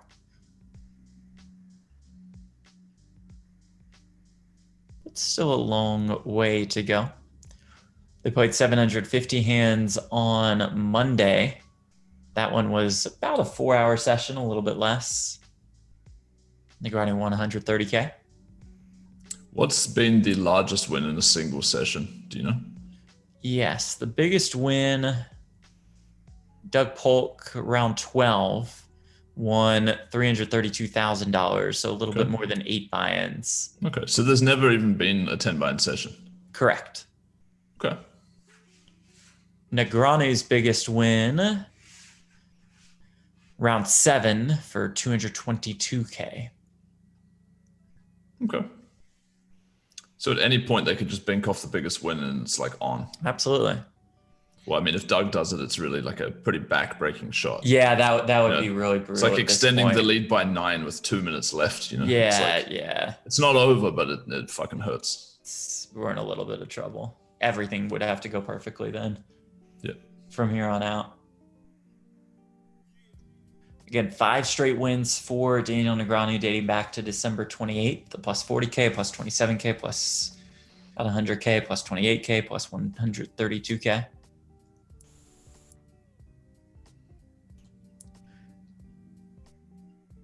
Paul says Nets won't be able to guard anyone with Kyrie and Harden in the backcourt. Gonna have terrible matchup problems against LeBron and AD when they play the Lakers. That's fair. And then I guess starting with them will be like KD's Joe like Harris, reasonable against both of them. Yeah, DeAndre Jordan, you know, he sizes up all right, but yeah, I mean, it's like the Lakers are a matchup problem for every team, basically. That's true. That's true. 4-bet from Polk on table 2. Very nice. Negreanu rips it. Polk snaps him off with aces. Daniel is going to need a queen on the river. It does not come. Aces versus queens. The cooler emoji is back. Running cold, yeah, true. Doug Polk picks up the 92K pod and just, you know, nothing you can really do there, folks. Hit a queen just for fun, you know? Yeah, hit it. Spike a queen. Even if he hits it, ends up hitting an ace on the river, just spike a queen ball. Thanks, Sushi Cat. You got my back, man. Got my back. Taking a look at the replay, the 5-bet shove, the snap with the aces. And just so sad, you know. You're on the climb back. You got 10K hands to go. You've got the nizzles. You got queens. You got queens heads up against Doug Polk. When that stuff happens, and it's me, I just feel like this game's just fucking boring. You know, just give me a chance. Just want to get out of there. Crap? Yeah. It just sucks. That's the feeling, you know. Yeah, the flop come Jack 10-9 something, even Jack 10-8. Yeah. Booze, Jeff in the chat. How did you feel about the Heat game last night? The mod team had some heavy bets on them with the frowny face. That was a wild one. At one point, watching that game, I was like, who is Gabe Vincent? I think that was his name. Gabe Vincent for the Heat, just playing crunch time minutes. I had no idea who that was. That's kind of the way the NBA has worked out this year at times with all the COVID shit going on. I don't know, man. I usually have the league pass, or at least I have for the last few years. This year, it's like, I don't know, man. I don't have time for this shit. I've just been watching highlights. It's not so good. Fair. League Pass has got, I mean, they upgraded the NBA app finally. So League Pass is looking pretty sharp. It's just I usually only watch the fourth quarter if it's close anyway. Right. That's like my default. But even for that, like, it's quite time consuming, and then you need to avoid all the spoilers and shit. I mean, I think I'll tune in hard for the playoffs, and besides that, I'll probably just watch replays. What I like the most about League Pass, I think, is their little condensed game that they do. So it's like a 10-minute version of the game. Not that it gives you the best feel for the game, but it's just like extended highlights, I guess. And then when it gets close, it shows you effectively every possession. Okay. So, but still, 10 minutes, they play, 7 to 8 games a night. All of a sudden, you've been sitting there for an hour and a half. Yeah, for sure. Haven't really done much.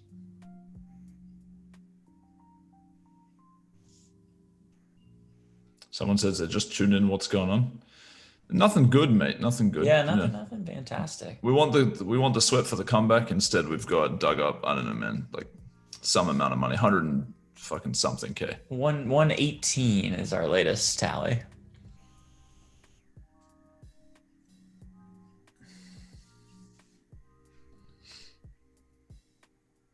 John says, Kaki, we missed your non-apologetic honesty and strategic insights. Glad to have you back.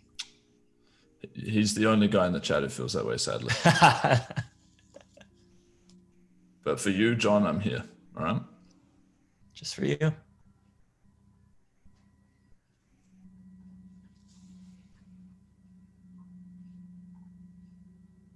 So Doug Polk getting closer and closer to that 200K mark on table 2. Had that Twitter promotion on GG first to 200K. So if you guess Polk, he gets there, you'll be live to win a seat to the Global Millions. Final table, the Super Millions, every Tuesday right here on this very channel. Nananoku and Rotterdam on the call. It's my mate's favorite tournament. The Super Millions? Yep. To play or to watch? To play. It's like the only tournament he plays all week. Oh, really? I'm like, bro, so like, don't you play poker for a living? He's like, don't you worry about that. Just fire off the Super Millions. If you bink a 10K, you're probably doing fine. Just bink it a few times and you can retire, Adamo, I saw, almost got there again. He's the only 3-time winner. Almost made it 4. He was close. Sick. Building that roll so he can punt it away at the cash game tables again. Yeah, potentially. Oh man, there was some good battles. He ran pretty bad. It was cool. Having some people play super high stakes on GG. Yeah. We haven't seen that since like the Guy Laliberte games back in the day. Who was the big winner? Yeah, I don't really know for sure. They don't track these things. Right. But a bunch of people won a bunch of money. Adamo was probably one of the biggest, if not the biggest loser though.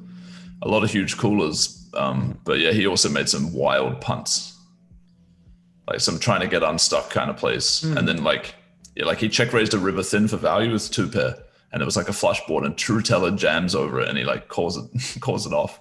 It's like 400 BB pot. Anyway, stuff like that. I don't know, just thin plays that aren't a thing. But yeah, it's interesting. Like if a tournament player or a cash player is going to have a better advantage in a situation where you're playing with a straddle and an ante, which cash players don't spend as much time working with, whereas tournament players always play with antes and whatnot. Yeah, good point. But then cash players play deeper. They play more post-flop decisions. I don't know. Anyway, I think in the end we found out the answer was cash players. Yeah, cash players just always have more than 100 bigs on the table. That tournament stack size changes so consistently. 26K in the pot on table 2.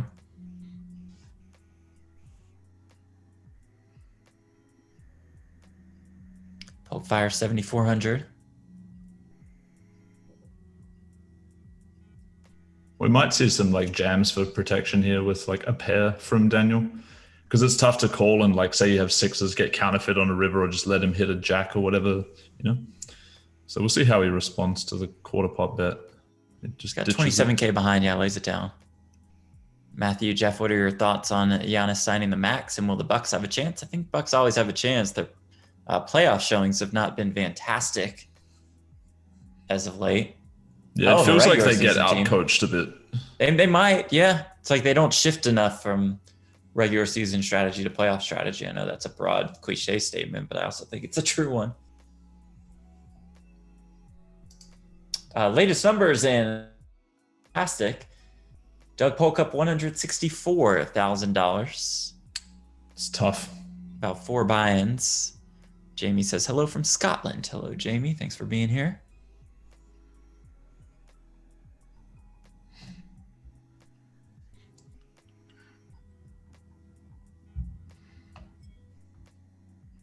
Ghost Peter, any sports bets today? Glad you asked, Ghost. Yeah, you're really cherry picking the comments, huh? Yeah. Kaki, I'll give you some stone cold locks. Okay. And you just fade them, I think. I won't even know the teams you're talking about unless it's basketball. So yeah, but some of it's going to be basketball. All right. I did fire off a little hockey too, just copied some picks from Action Network, but you know, it's fair play. I also had the under in a soccer game today, and I think one of the teams was Manchester City, but I don't know what BRH stands for. I'm sure our international audience can. So you're just a degenerate gambler, basically. You're betting on things you don't even know what they're called and stuff. You want the sweat. As far as soccer goes, absolutely. Okay. But I click on, our best bet from Action Network. So, it's the true insight from the premier analyst in the game. And it won, so it was obviously the right decision. Exactly. Fire. Got the Mavs -4. That's a homer bias pick, but with KP coming back, like the Mavs in Charlotte. Thunder +8 against the Lakers this evening. Just think everybody is clicking on Lakers in that spot. So you get paid a lot, do you, for that win? No, it's +8 at even or the. Oh, you mean you're betting on the Thunder to lose by 8 or less? Yeah, exactly. Lose by 8 or less or win the game at even price. Okay. We got the Grizzlies Timberwolves under 221.5. I feel like there's extra value in there with Cat being questionable. And then, some random as a person and player, yeah. Very questionable. Yeah, that's fair. It's like if he does play, I think under's still plenty live.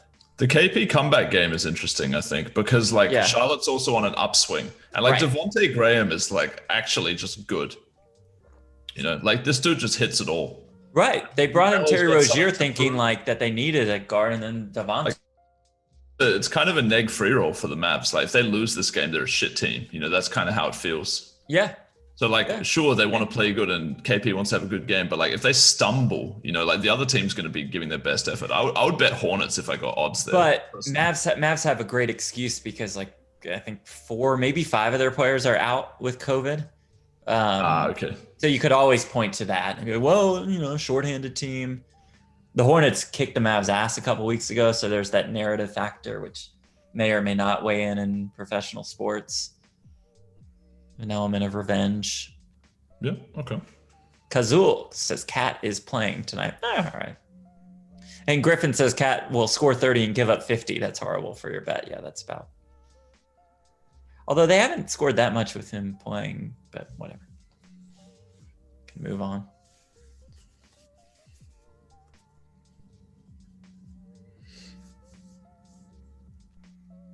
You fire off much in the sports betting world? No, not at all, man. Okay. Not at all. I don't know. It's just I used to do a lot more of that stuff, and then I just realized it was like it's kind of addictive to make everything more entertaining. It's kind of like, why don't you just get high or drunk for everything that you do? You know, it's better, right? It's just So why don't you do another, it? yeah. So I get that it's less of a bad addiction than like tons of other things. So it's not bad. And maybe you're even making money out of it. I don't really know. But for me, I mean, I wouldn't have been making money if I bet sports. And yeah, it's just a negative thing to do to rely on that extra dopamine or, you know, whatever it is that it's doing for me. Yeah, I think I'm probably, you know, like a 45-ish% sports better. So certainly not making money in the long run, but short term, you know, could have a couple hot runs. Okay. Yeah. Cash it out, buy something nice. Yeah. Or just put it back in and then go busto. That works too. Yeah, that one's more standard, I'd say. Yeah, that one's well, I went on a hot streak last month. I could just do that again.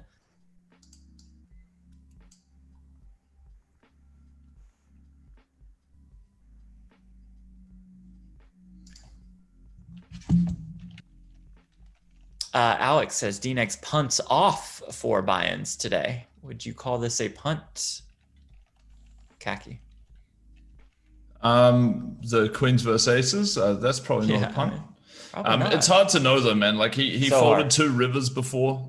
There was like a ace 10 3 board, he c-bet, check called a king turn, and then check folded a brick river, and then there was another board at the same time as Queen 7 4 rainbow. Doug c-bet and threw a pot. He peeled, jack turn, Doug barreled 3/4, he called, and on a king river, Doug shoved for like 2/3 pot. It brought a backdoor flush. DNegs tanked a bit and folded. It felt like he folded a queen. Could have been an overfold. Hard to say, but from what I've seen of this match, which isn't too much, it does feel like Doug is beating him with red line. For those of you who don't know what that is, it just means that Doug wins without showdown more than DNegs does. So in a heads-up match, it's quite hard to beat your opponent if they're beating you with non-showdown more than you're beating them. Yeah, you can't just have a great hand to call with often enough to counter that. You really can't. And if you did, that would be running super good. So I don't know. It's hard to say if they were overfolds. They might have both been good folds, but we don't know what he had. So right. Tough spot. Certainly ask him about that later. He'll join us for his exclusive post-game interview when this session is done. All right, new free roll password, and that password is nosebleed. The password is nosebleed, all one word. That free roll giving away 8 $25 seats into the GG Masters. I like that. I like the daily version of the GG Masters. That's cool. What's the daily version? It is the $25 version. So GG Masters got it every Sunday, $150 with a huge turnout. Nice pot for DNegs. About a 17K pot. I like betting on day 2s in these tournaments. That's the little tourney punt that I do. I bet on people on day 2s. I bet on short stacks. My mate Adam Owen convinced me it was a good play, basically. Depending on what the odds. Like you're doing the final table betting, or you're firing off on the day 2 staking? Day 2 staking, yeah, that's right. Okay. Which because you can bet on short stacks. They're usually reasonably close to the money. You just hope, like I hate when people sell like a really high percent because it makes me feel like they're just gonna punt it all in and try and build a stack. After cashing out like a lot of their equity, Yeah. So I try to avoid those guys. But if somebody's just selling a bit for not too bad of a price and they're short, I think it's a good spot. Okay.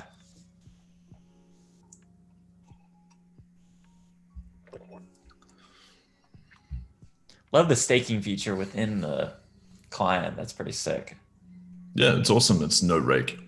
Yeah. So it's just between like if I want to sell at whatever price I want to sell at with whatever stack I've got, if it's a day 2, for example, you can choose if you want to buy it or not. Or maybe we even make a private deal. Like say you want to buy a piece of me. Yeah. I just go, all right, man, I'm going to sell. And hopefully you'll be the one who takes it first. If you're not, I can cancel it. We can organize it such that you get that piece. It's automated. We don't have to fuck around with the money at all.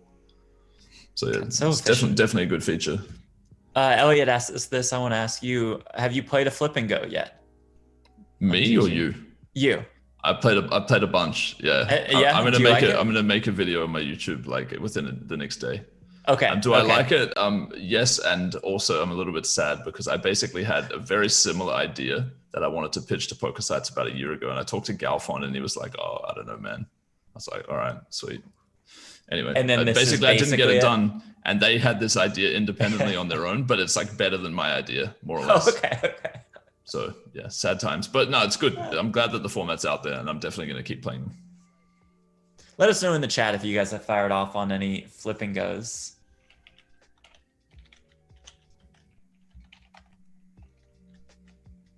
Have you gotten into the mix on that bad beat free roll? The GGK free roll? No, but it's automatic. Right. So like if it happens, you're just in there flipping anyway. You don't have to be there, as far as I know.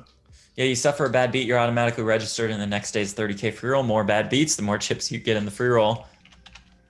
And to that point, you don't even have to be logged in for the free roll. It's just all in every hand. Hope for the best. Check raise from Negreanu on table 1.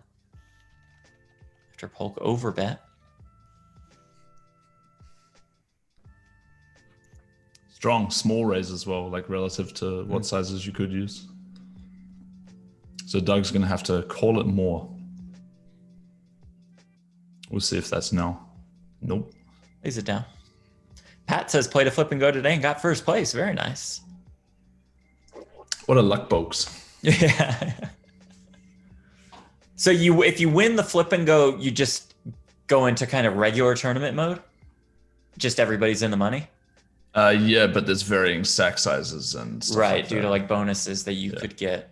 But the basic stage. concept of what it is, it's like taking all of the fun part of the tournament and skipping all of the shit part. Love it.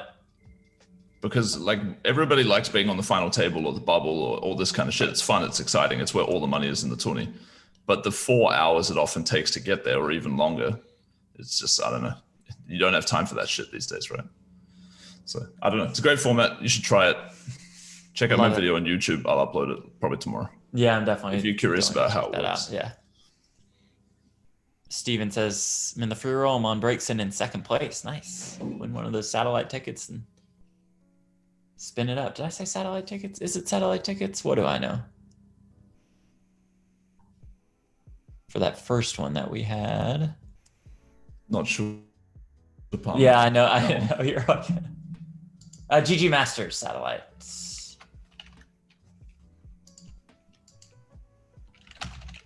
Password to the new free roll is nosebleed. About 14K in the pot on table 1.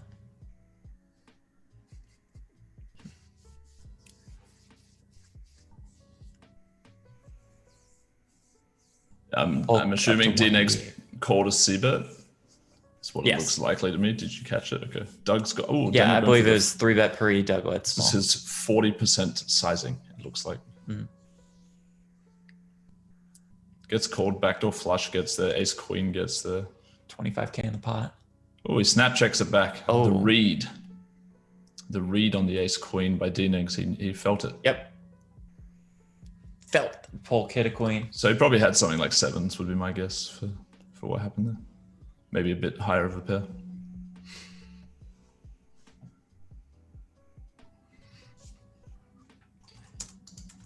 Yeah, for clarification, the first free roll, $15 satellite tickets, 10 of them, to the Sunday $150 GG Masters. This free roll that's about to happen, password nosebleed, 8 seats in the $25 daily GG Masters. Okay. Very good. Got it. Yeah, I mean, on the 4th time, I usually nail it. Negreanu with the flush on table 2. Gets a little bit of value on the river. Latest numbers have Negreanu down $176,000. What do you recommend? Unstuck? Just to keep the streak alive? Chases the loss? A lot of grinders do this. They're down 10 binds, they can't quit. They got to get unstuck. Yeah. What do you reckon? Is he going to give up the win? Or is he going to extend the session to try to get unstuck? I would be surprised if we had another long session. Yeah. No matter what the results are. Didn't mention TiVo though. TiVo. That is true. That is true. But I think there are like 4 or 5 games on. So, I mean, are you going to TiVo all the games and start to watch? Now, he's got a pretty sick setup at his place, so he can certainly watch multiple games at the same time. I'm not sure if you TiVo all the games, you start, I don't know. That's tough, yeah.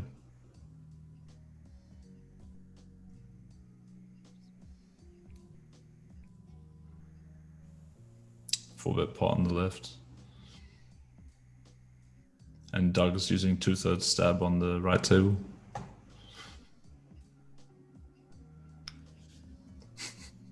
No worries, swine. Yeah, swine. I mean, I think we can all. Me too, man. Me too. Jack 7-4, 2 hearts after Polk called the 4-bet pre.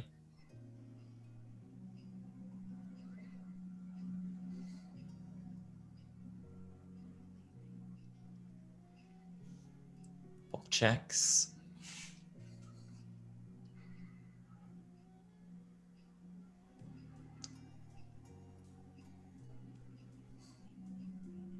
Negreanu fires about 25%.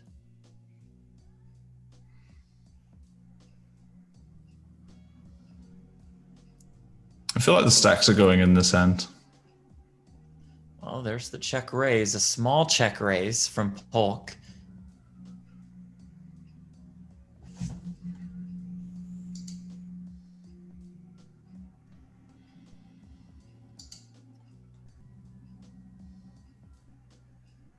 All of it, and the call, King Jack against Queens. Will the Queens hold?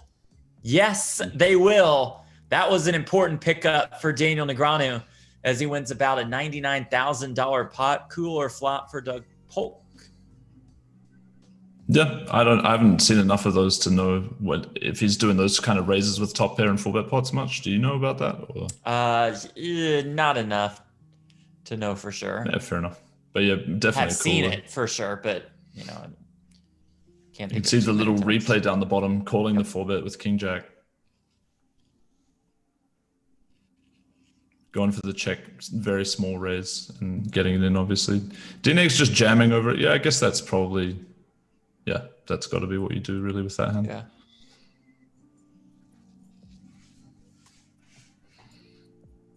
Okay.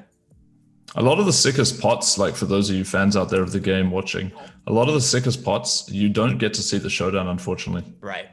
Because it's usually like some kind of sick bluff or something like that. And you don't see a sick bluff too often, like, you know, unless they call it down with whatever. So I don't know. That's why I hope at the end of this that they'll both release, you know, the hand histories or maybe make some content out of it. And I think they probably will, because you know they're both in that business, right? You know, the content creation business in some fashion at least. So yeah, for sure. I just don't know how the WSOP software works with keeping hands. Like, is it that easy? It might be really hard to do. No, it is not that easy. They would have to pull up like individual set. They could both do it though. They could both do it, but it's not as easy as like putting all the hands in a HUD and just replaying everything, just like that.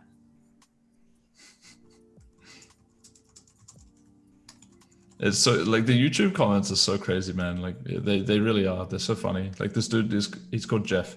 He says, "Told all you fools he'd go on tilt!" Exclamation mark. He always does after winning a big cooler. Who are you talking to, bro? Yeah. You know? Like, come on, man. So, yeah, I don't really get it. Like, are you saying you told us that Negreanu would go on tilt after he winning a big cooler, but he just won? So how would you know that he's on tilt? I don't know, man. People just fire into the chat. They just fire. It's a funny place. It's where thoughts go, you know? Is it still Movember? Yes, every month. Yeah, for you. Nice. Jeremy, is Amanda or Uncle Ron coming back soon? Good question, Jeremy. They will both be in the mix on Friday for our happy hour stream. And Negreanu, Brent Hinks, myself, special guest, Uncle Ron. Uncle Ron. Yeah, have you had the pleasure yet of meeting Uncle Ron? No, he sounds good though. Yeah, he's an entertaining character. Nice. He's a good man. He's a little quirky. He'd be the first to admit that. A little out there, a little different. I love it. I love it. I love how Gigi's bringing him into the mix. Okay.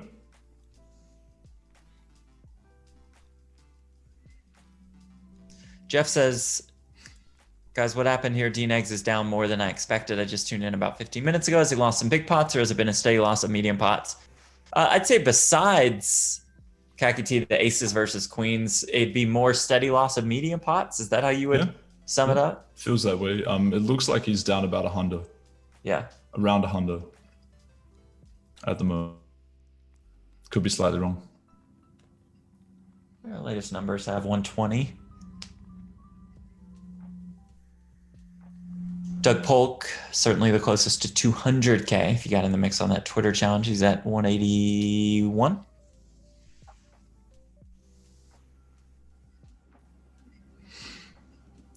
Jeff says you guys didn't read my previous post. Sorry, Jeff.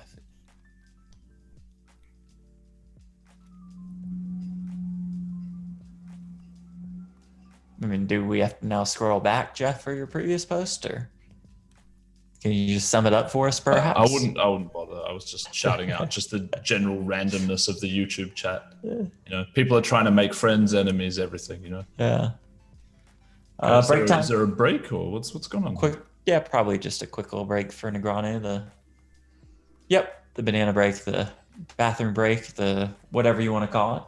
Doug Polk up about 3 buy-ins so far, puts him up about $600,000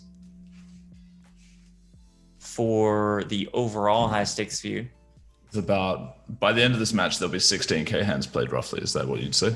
Yeah, just about. If they went super long, they'd get to 16K, which they might do again today. Expected this one to be just a little bit shorter.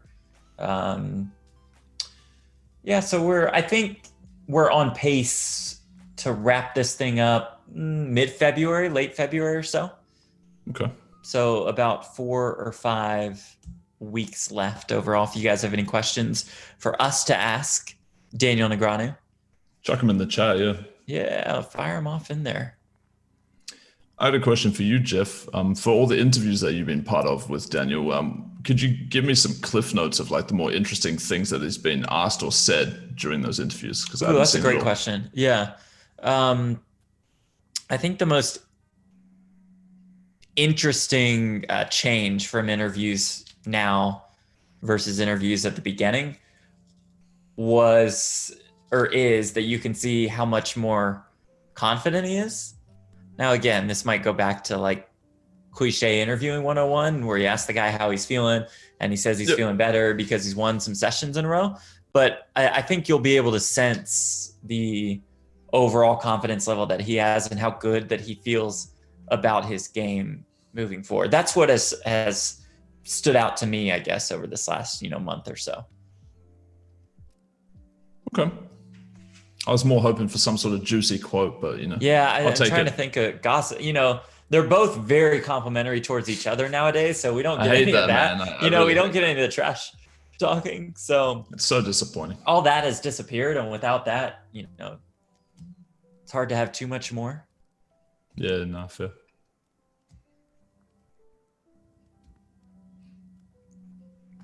Dapper Dave, Jeff, when you commentated the super high roller, who impressed you the most? Always impressed by it, like the Jason Kuhn, Steven Chidwicks of the world. Michael Adama, we talked about him earlier, true sicko. Some dude shouted me out before. He's like, Kaki's the kind of guy who would drop an ice cream on the floor and say, "Hey, shit happens," and just move on. I was like, that's a funny comment, but I would actually try to salvage part of that ice cream. That's who I really am. Okay, a bit of a nit. I wouldn't just let the ice cream go for free. Okay. Along the lines of interviews, Kevin asks, who's the most difficult poker player to interview? Anyone in the poker world the equivalent of Greg Popovich or Bill Belichick? I think there are plenty of poker players who are that kind of equivalent. They're not doing that intentionally. It's just, some people deal better with interviews than others. Phil Ivey is the hardest to track down to get him to say yes to an interview. Yeah, that's true. Other than Phil, I'd say most players are pretty open overall. Just sometimes their answers are super short. Yeah, I would say Eric Seidel for some reason pops out to me in my mind. Great point. The student never liked showing his whole cards. Like he would agree to the tourney. He would know that he's supposed to, and then he would just always like, oh, I must have missed. Oh yeah, again. Oh God, I don't know how these things work. It was a bit like that. Yeah, it's kind of interesting. So I think of him, but also think of him in the Johnny Chan and the Rounders. So he's a bit of he's good and bad in my mind. About 34K in the pot on table 2. Negreanu is less than that behind. Goes spade. This would be a big one for Daniel. All of it.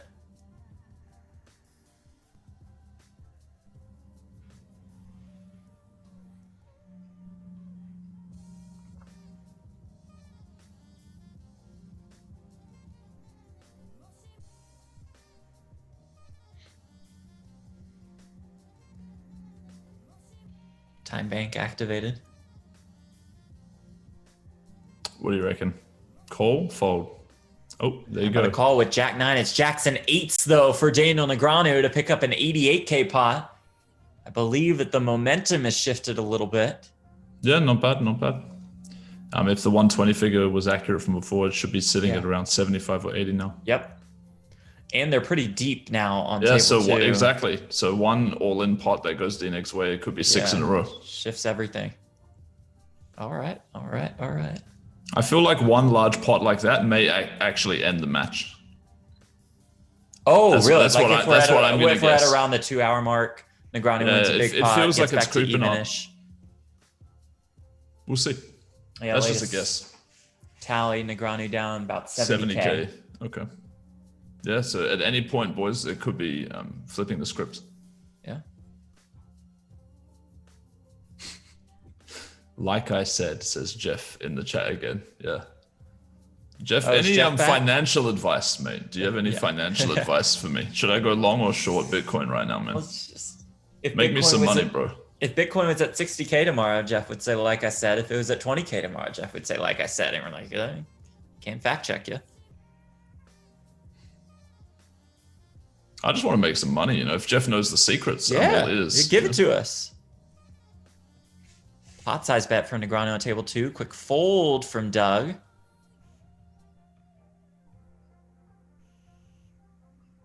Oh, Kaki, there's his crypto advice. Buy ETH. I should have put him on. I should have put him on that. I thought I was going to say Ripple. Maybe Ripple for Jeff. All right, mate. Good luck with the ETH. Just best of luck. Tap the table.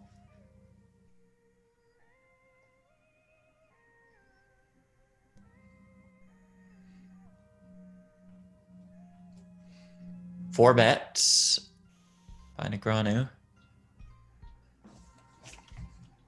Started this hand with 95,000 on table 2.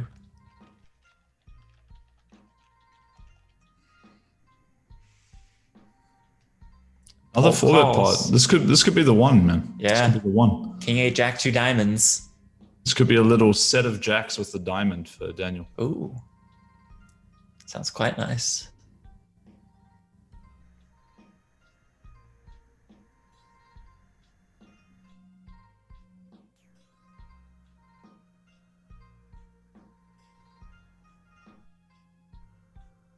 Negreanu fires. Again, this time about a quarter pot.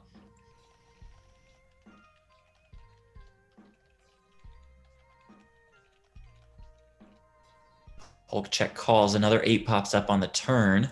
We are in the form of another spade as well. Barrel. I feel like Daniel might go for more of like a half pot type of deal here, if I had to guess, but I haven't seen the sizings. Maybe he'll stick with the 40 since he uses that a bit. Mm-hmm. Oh, you guys the check back. That's sad. Back. We don't want to see that one. Okay. 7 of hearts on the river. Could be the old top set though, the KK full. Ooh. Doug leads small here.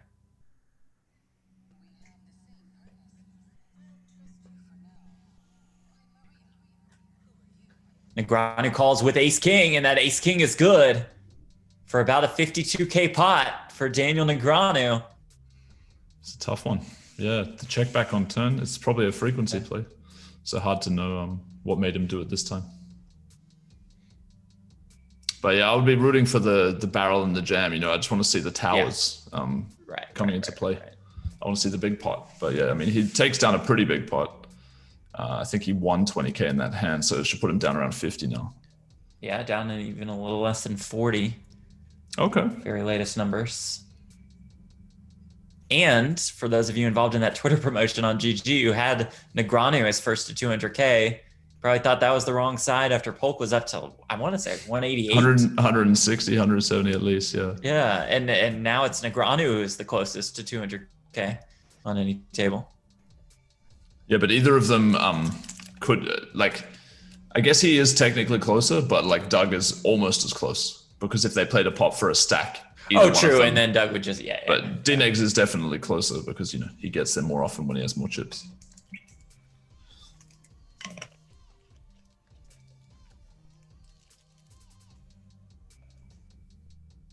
Carlencho says in the chat, DNegs is down about a Bitcoin right now. Okay, we would phrase it that way. You don't want to lose one of those that's worth a lot. You know, It's true. you're giving away towers for only 40. No good. People have lost plenty of Bitcoin already. Buying other Most coins. Yeah. unintentional of ways. Ah, you referencing the article where the guy lost his keys or something? Yeah, that. But there's 100 million examples of that. Yeah, but I mean that's negative inflation. That's good for the boys, you know.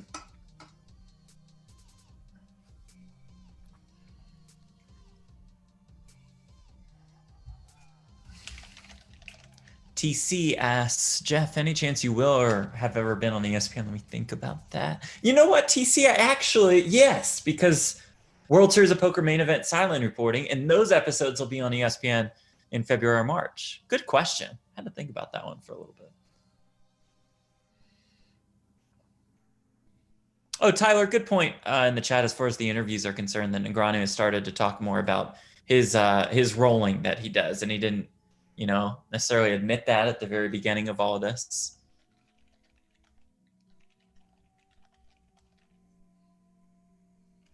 So as the kids say, he probably rolled a check back. Man, we're not kids anymore, you know. That's right. But yeah, nah. Rollaments, yeah. Rollaments, that's a good one.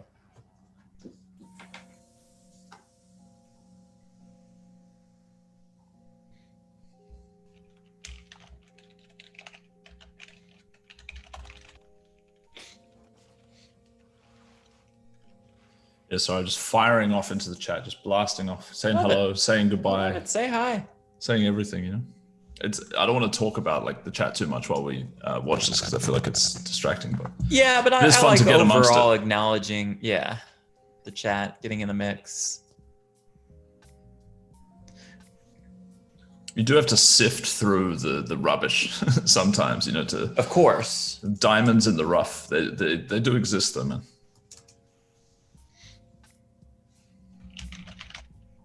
A good question from Alex. KakiTee, when you play, do you have a randomizer for rolls, or what do you use? Yep, I go 0 to 99. 99 is high.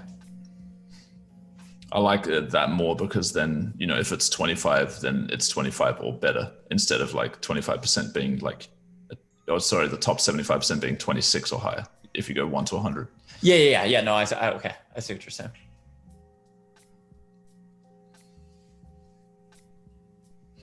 Three bet pots on both tables. Yeah, this is one thing I did notice actually. I think when I stopped by briefly when you were casting with Lynn, is I noticed Daniel making smaller 3-bets when deeper. Yes. And this is something I really don't know much about, but if I had to guess, I'd say it's more like, since Doug's opening range is even a little bit more hands when they're deeper, you're kind of just putting a lot of those offsuit semi-connected hands in a shitty spot. Like 7-8 offsuit, like, you know, it's tough. The frequencies get a little bit hard to remember, even though Doug does like to play with sheets. He's not going to have sheets for like this exact stack depth against that exact 3-bet sizing. So I think it might be some sort of exploit, if you will, because Doug's not going to have that information available to him actively. So he might make a mistake and Daniel might know, I don't think he's going to defend this percent of 7-8 and 6-7 offsuit against this 3-bet sizing this deep. And then that's a mistake if he doesn't, or vice versa. Maybe he's supposed to 4-bet more different hands against that size. I think it's something along those lines. So maybe DNegs knows more about that, but I don't think we can really ask him those kind of questions in the post game since it's revealing too much strategy. Sure. You would probably not go into that. Let's see if he can take down this pot on the right table.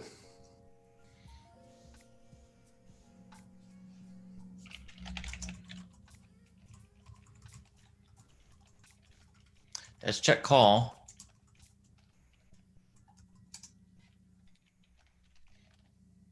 About 34K in the pot. Again, they're both super deep on this table.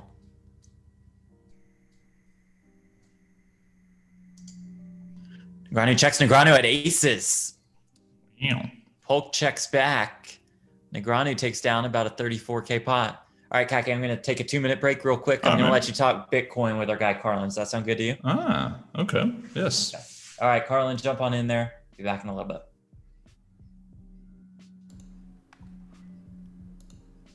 I'm all alone. You're I never can shit talk the alone, chat now. KakiTee. I'm good, bro. How you going? I'm doing well, buddy. We doing 40K tonight or what? 38K already. I'll tell you, this is, look, inside a strat here. This is my strat. I'm going to preface it by saying I'm just a whale, but I'm going to long, I'm putting an order out. I'm putting a big order out, by the way, 40 leverage, long, if Bitcoin hits 41,999. So my theory is that if it hits all-time high, it's breaking it, it's going higher. That's what I'm going to gamble on. So overnight, I'm going to leave the 42K long order in, huge leverage, just gamble it up. I got my mates taking half of it just for fun. Yeah. That's my little plan. I think that might work. But it feels sad, right? Like you could just long it now and then be up way more. But the theory makes sense to me. Like when Bitcoin breaks a high, it tends to, people catch that rise. Yep. But I'm not in Bitcoin for that short-term sort of buy and sell. I'm only doing it just a little bit, just for a small punt gamble fun. Yeah, like I'm all in Bitcoin, just like with my roll. So I'm always long anyway. But Got you. How about you, man? You got the ETH. The ETH's on your mind. Huh? Yeah. I kind of fell in love, or I fell for the hype. Like there's a lot of hype around it. Or there was in the past 3 weeks. Nearing the previous all-time high. So it could be a good time to buy. I mean, they got a marketing budget, This is a good opportunity to be getting all of the new money in. But the thing is, to me, man, this doesn't feel like it's these new punt investors coming in right now. It feels like it's some other boys, like the boys with cash, the ones who know that the inflation's coming, the ones that know how much money's just been printed, and they want to hold their value in reserve somewhere they think is a good idea. Yeah. That's what it feels like to me. These guys aren't like, they're not letting the price drop to 20. And even if it does, they don't really give a fuck. I feel like the floor has gotten a lot higher, and there's heaps of people predicting this moving average crap and it's going to crash to 16. And I don't know, man. I'd be surprised if we ever saw 20 again, honestly. Me too, man. It's just like a totally different market. If you compare it to the 2017 bubble, it's just a different market. Yeah, that was like everyone's grandma buying $50 of Bitcoin and then panic selling it, Yep, exactly. It feels real different for sure. Yeah, the core is much stronger this time. For sure. Shout out to everyone in the chat, and I'm sorry guys for the little technical issues we had at the beginning. Okay, I tried to make it better and I made it even worse. What can you do? I'm gonna try harder next time. So yeah, sorry for that. Have you been paying much attention to the hands like as you watch, or are you too busy with other things that are going on in the background? I'm watching the hands as well. Yeah, okay. So these dudes are both using this like smaller 3-bet sizing against like as the stacks get deeper. Has this been going like the whole match? Yeah, but they've been switching it up as well, kind of. I think, maybe. Yeah, I would say they started like 1 week before the end of the year. I started seeing like, those small size 3-bets pre. But like what's interesting to watch is Daniel's game evolving in front of our own eyes. And I guess you would agree with that as well, right? You've been here kind of at the beginning of the match. Can you see the difference, or can you tell the difference in his game? Just by... Well, yeah, I mean, it is always hard to know without the showdowns, but based on the YouTube videos of his that I've seen, it does sound like he understands a lot more about spots. He sounds much more confident. He now gets, like if he was at this level when the match started, it could have been a completely different match for sure. Yeah. I'm not saying it was like his errors that punted away the buy-ins or something like that. Like there's obviously just variance in the game and all this other crap anyway. But like, I think his approach to the game would have been different, and the lines of the hands would have just been completely different. Who knows what would have happened, even if they were dealt the exact same cards. So, yeah, I don't know. Interesting one, and I think going forward, he's going to just be a much better player anyway. So this has got a lot of long-term value for him. This match, exactly. Not just improvement in skill, but like getting your name out in public. There's tons of good things that are happening for him in this match. And he's been saying that as well. Like he thinks he's gonna improve his tournament play a lot, and I agree with that as well. Taking some of those concepts he learned from studying the heads-up game, I think he can transfer some of those skills and use it in tournaments as well. So I'm pretty excited to see how he deals with live tournaments once they're back. Yeah, I feel like what the main thing he'll have learned is how to improve at the game. and what other people are doing and what is it that people know. Now that whole door's been open for him, he's got the ability to improve at any format. Exactly. You know, I'm not sure if it's like his particular coaching team or whatever, but just there are certain things that people do to improve, like playing against a trainer and like all these other kind of things that people might do. And yeah, now that he's started doing that, I think he's going to keep doing it because like he loves the game. Yeah. And becoming one of the best is definitely something he'd like to do. He's been there in the past, and getting back there now, like at his age and stuff, it would just be a cool story. Yeah. So we'll see how that goes. But I agree, man, for sure. Like long DNegs when it comes to improving his game. He's definitely going to get a lot better. Yeah. 26K, still minus, but hey, he's been down, what, 180 something? It's insane. Yeah, I feel like if this is how the session ended, he wouldn't feel too bad. That's a big accomplishment already. What are we, not even 2 hours in? Oh, 2 hours exactly, in 5 minutes. Okay.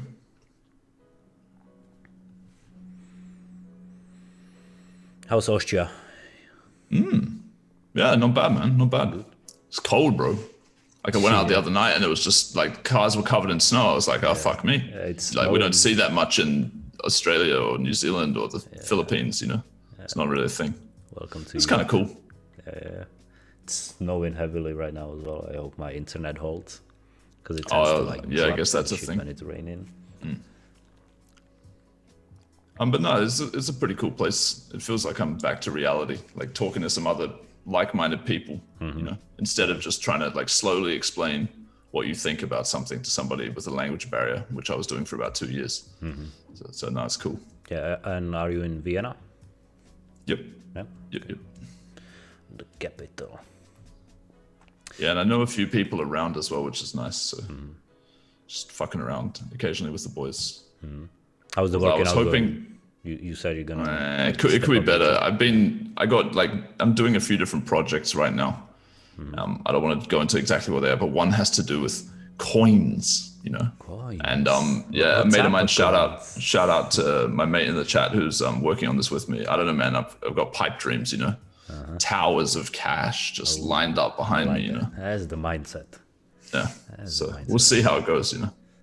Yeah.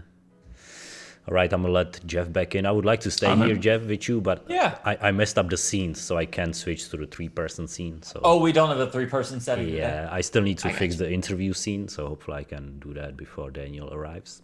Okay. So we'll send you out to do that. Thank you for joining us, though. We appreciate it. Yeah, as always.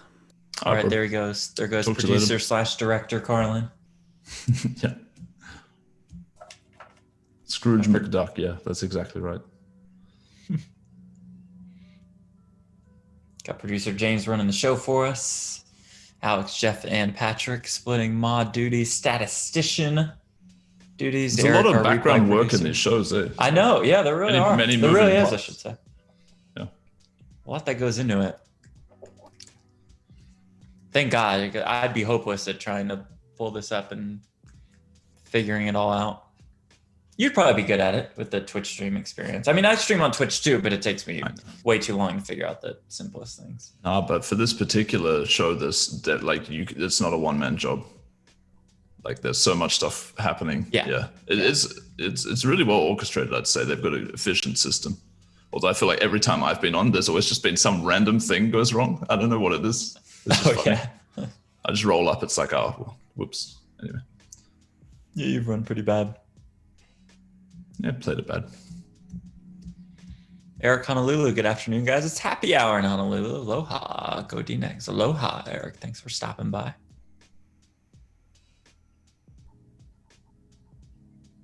Wasn't dug up about 130 at one point in the session. What was it exactly, bro? Was it 170? It was a lot. It was more than that. More than the 130. Yeah, I think I think you're right. It was 170 or even higher. I'm looking back, 176,000. Was its peak? Negreanu. It's really chopped into that lead over these last, 30 minutes or so.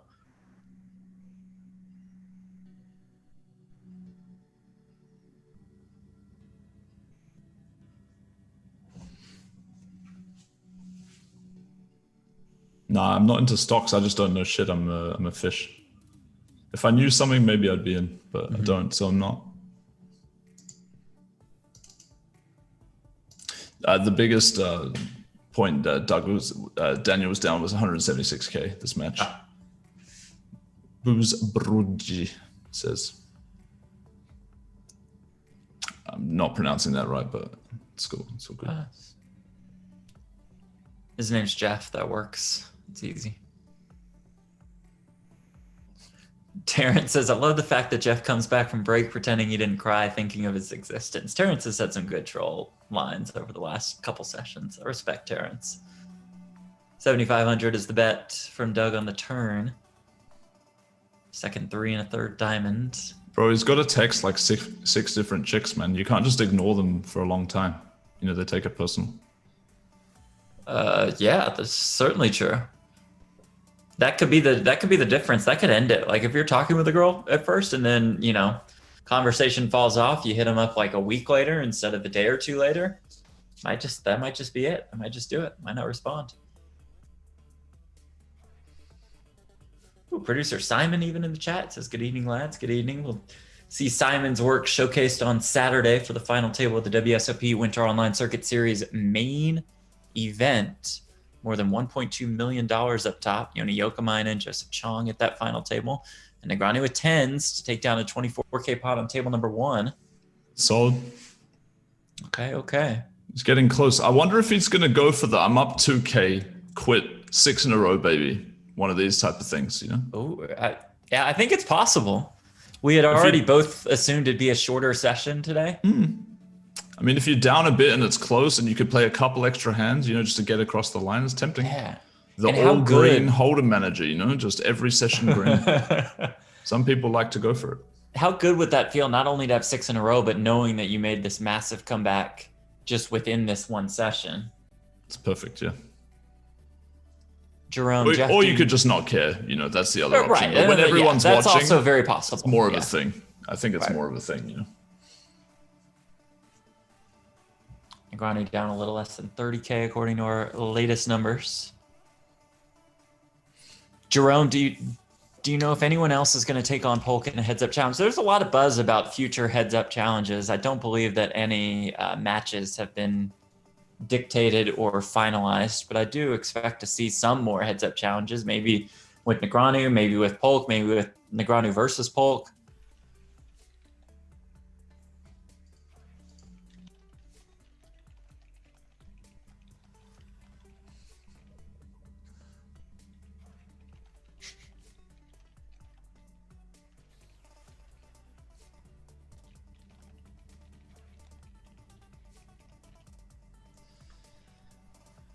Good question. Good question in the chat there. Is it naive of me to not know who he's referring to on the comparison? Austrian girls to what? Pinay, it means like a female from the Philippines. Philippines. Yeah. That's where I was before. From the Philippines. Got it. Negreanu firing. More than 1/3. Polk making the call. 26K in the pot. 6 on the river. Just a check, a jam, a fold, and a sit out next BB. Yeah, I love it. We may see it. Maybe he overbluffs this spot just to lock up that W, you know? Oh, possible. Nah, I'm playing around. I'm sure he's just treating it like a normal hand. And that hand will check back queens. Wow. Against Polk's ace king. That's strong. Now if he sits out and he's ahead like 1K, we'll know why. He checked, yeah, exactly. It's like, probably just lock it up here, check. That's going to make it close though, that pot. I don't think it's quite going to be the... Yeah, I don't think it's Negreanu's lead yet either. But it's, again, going to be close. Emrod, Jeff, have you been in a circuit yet on Fremont to watch and bet sports? Yes, Emrod, that spot is the absolute dream sports book. They got some video poker machines with perfect line of sight. It's awesome.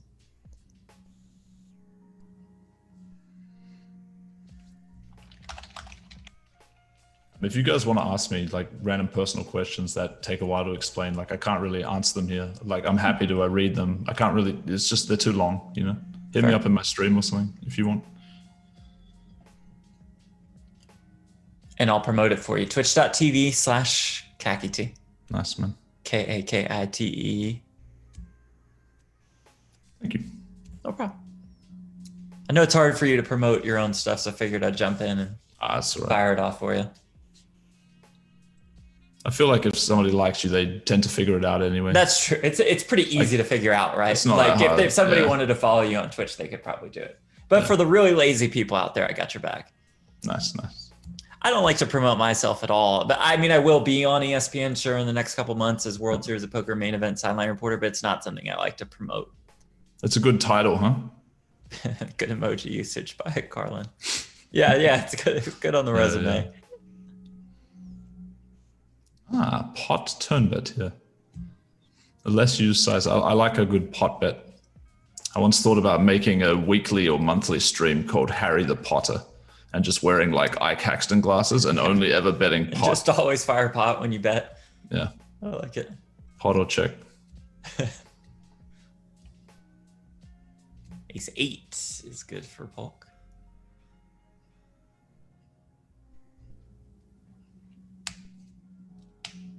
Kevin, no, I haven't gotten Adam Levine comparison before, but I'll take it. Sure.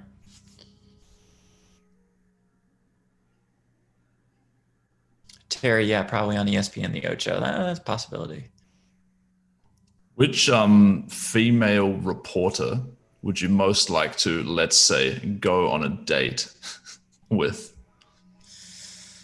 Ooh, good question. I'm gonna ban Shauna Hyatt in her prime because she obviously just wins. Yeah, just the GOAT.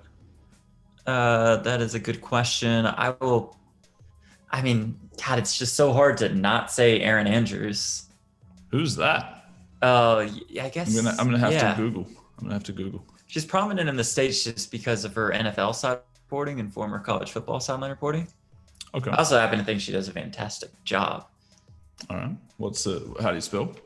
Erin, and her last name is Andrews. Erin. Okay, cool. Yeah. Was she older than you, mate? You don't mind, huh? She's no. Would not mind. Okay.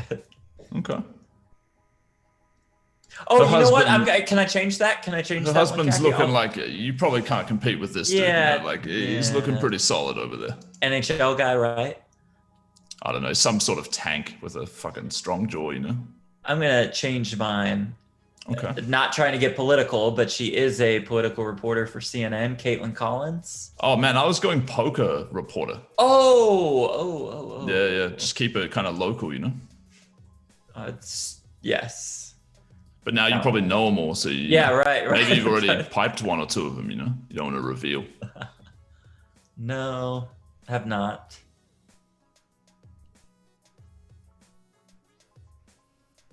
Trying to think of it.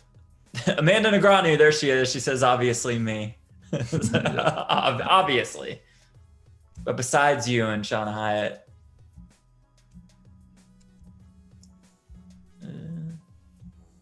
What about this? All right, you go Cara Scott and Marley. Who you go? Well, Cara Scott is iconic.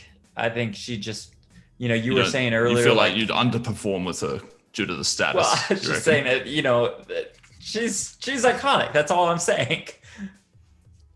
She's just a part of that World Series of Poker main event, like you were saying, Lon and Norman were earlier. She's just a staple.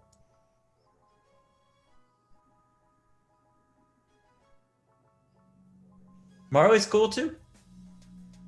Norman Chad, yeah, it's an interesting choice. Yeah, Norman Chad, there we go. I think he might like that as well. Norman Chad, yeah. Norman, not the biggest fan of mine at the moment. Not quite sure why. There was a good mention for you earlier. It was just Brent Hanks. I was like, yeah, that's a good choice. Yep. I mean, I've been out with Brent Hanks more than I have any female poker reporter.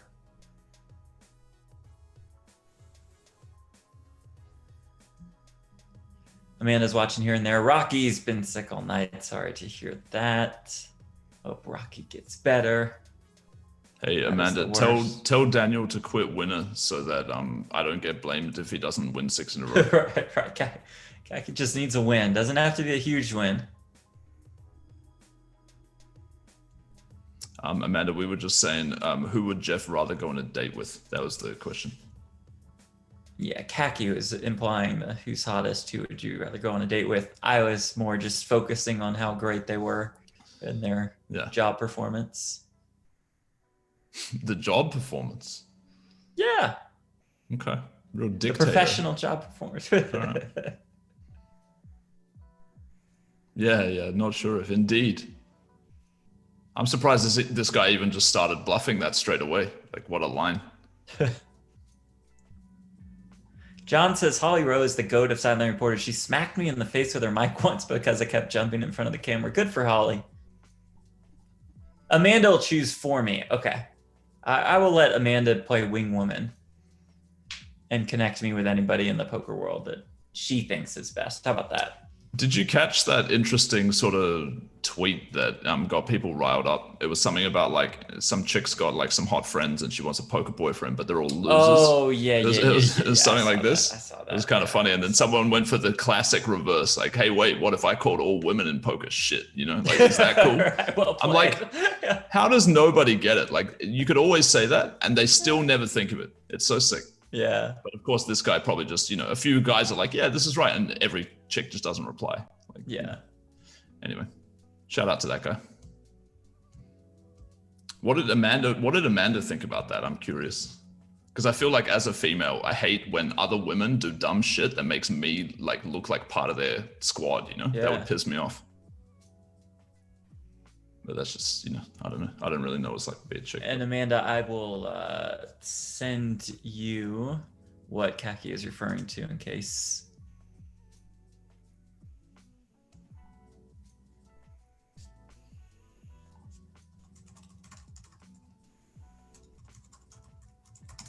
Could be a big one on the left table, boys. Yeah. We got Doug 3-bet and check called a 40% pot bet. If Daniel does not bet the turn, though, it's not looking good for him.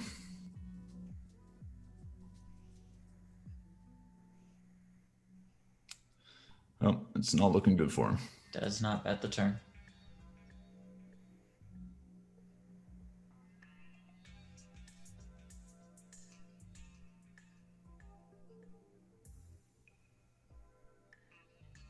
Polk with 10s. Those 10s are good.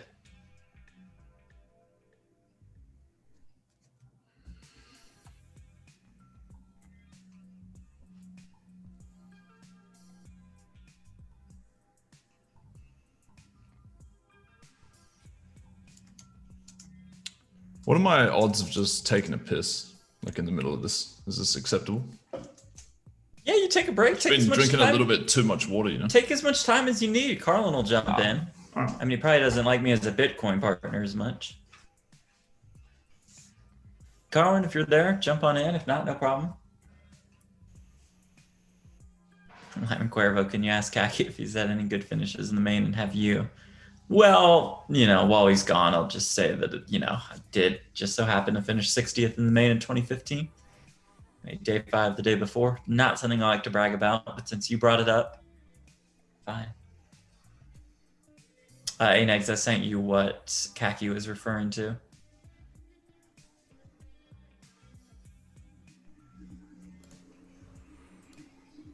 So, Jeff, you're saying there it is. You had a deep run in the main event? Never heard that. Yeah, I don't know if I've had the chance to fill you in on that one, but it was in 2015. Ooh. I did finish in 60th. Oh my god. Doug Polk has 4-bet on table 2, very disappointingly to Carlin, which has to interrupt this story. There we go, 200k pot. Come on, guys. Negreanu makes the call. Jack 8-4 rainbow.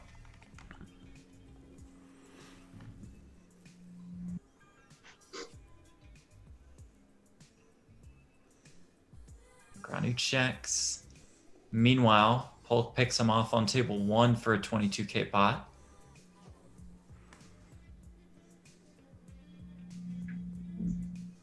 Who was the 4-better pre-flop, Daniel or Doug? Doug. Doug was. Okay. Negreanu check calls, another 8 on the turn. 2 diamonds now on the board.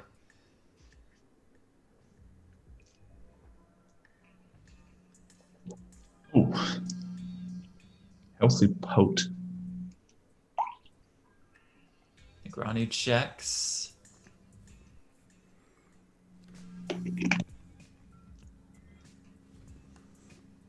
Large 4-bet and C-bet, now 2-barrel. Is that what? Correct. Yep. Correct. Oh. Negreanu check folds. I'm a bounce, Jeff. You can tell me that story next time. I'll be sure to. You remind me though, because I don't bring it up that often. Yeah. There will be a chance for sure to tell me that Well, story. we'll see. There might not be. I don't like to bring it up. All right. Thanks, Carla. Yeah. All right. There we go.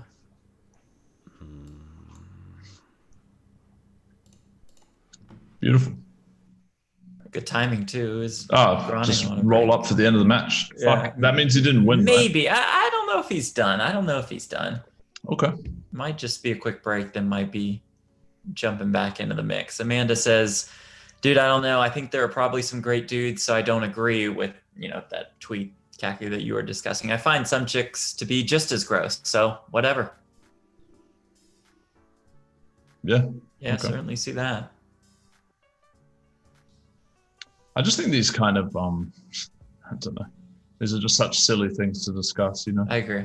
But it did catch fire on Twitter, it felt like. Yeah. That's the thing with the poker community. They really go one topic at a time. Yeah. And there's usually nothing. So on an off day, like anything can Right. get going. And it But is I that still feel topic like, for 2 days. Yeah, I still feel like that RTA issue and what happened with all those dudes in that house and like all the people who invested, like to me, that's still like a pretty up there issue. I agree. And yeah, I don't know. People forget about it, but whatever. And will probably continue to be an issue for years to come.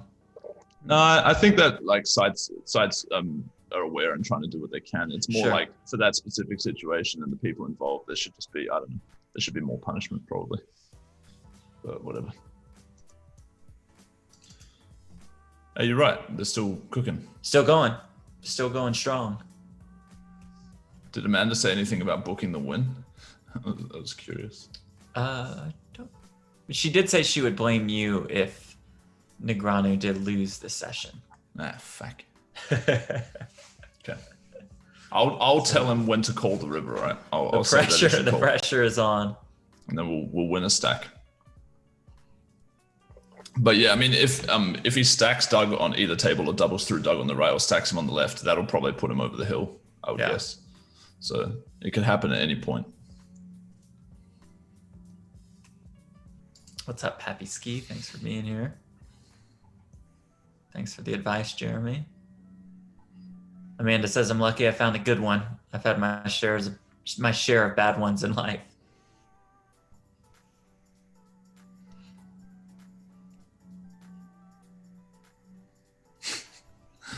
Hey, they're shit talking you for self-promoting the ESPN. You do such a good job of it, It's though. not something that I do. I just don't like to bring it up. Now, people are probably like, Kaki, what do you mean by ESPN? And then I would have to say, just to fill the people in, that I will be on ESPN as the sideline reporter for the World Series of Poker main event episodes. Those episodes will air in either February or March. So when are they being recorded? We already recorded them. Oh, okay. The show is done. The tournament is over. We have our champion. I can get around that easy. Can't. Too quick. Oh, maybe you're actually pretty good with that. Strong. Yeah, pretty strong indeed. Some pretty sizable, or one pretty sizable pot. I misread table one. Negreanu takes it down.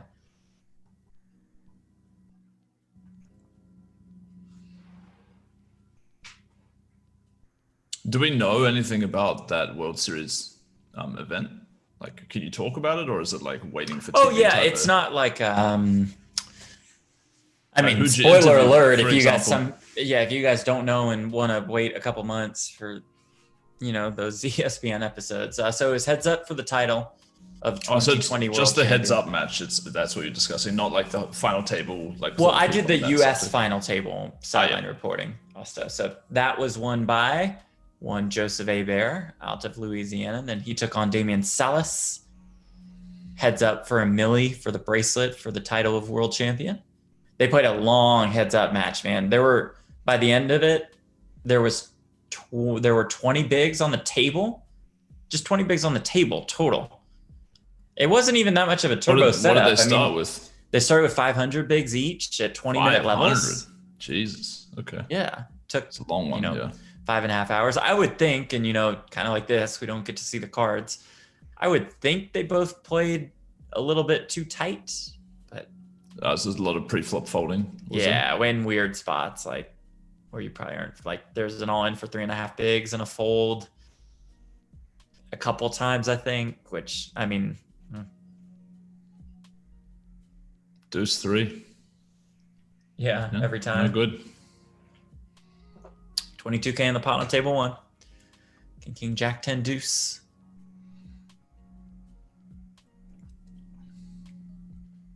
Over jam with 10s. Get called by ace queen. Easy game. No. Checks. Maybe it'll be a check jam. No.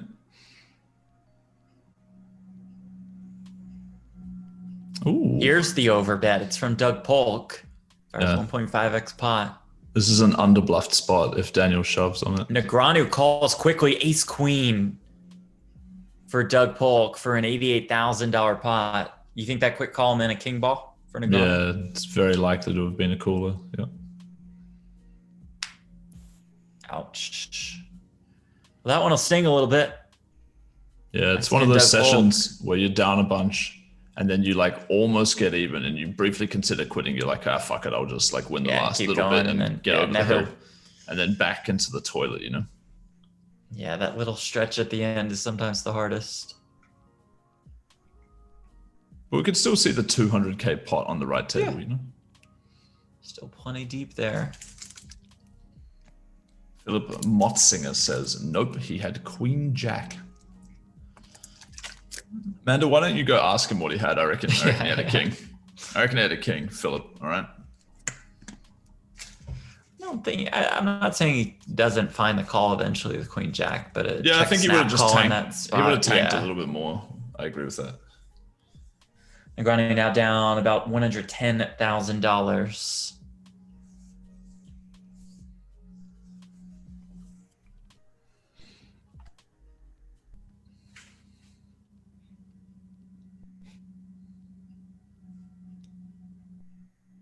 They never did any button limping, right?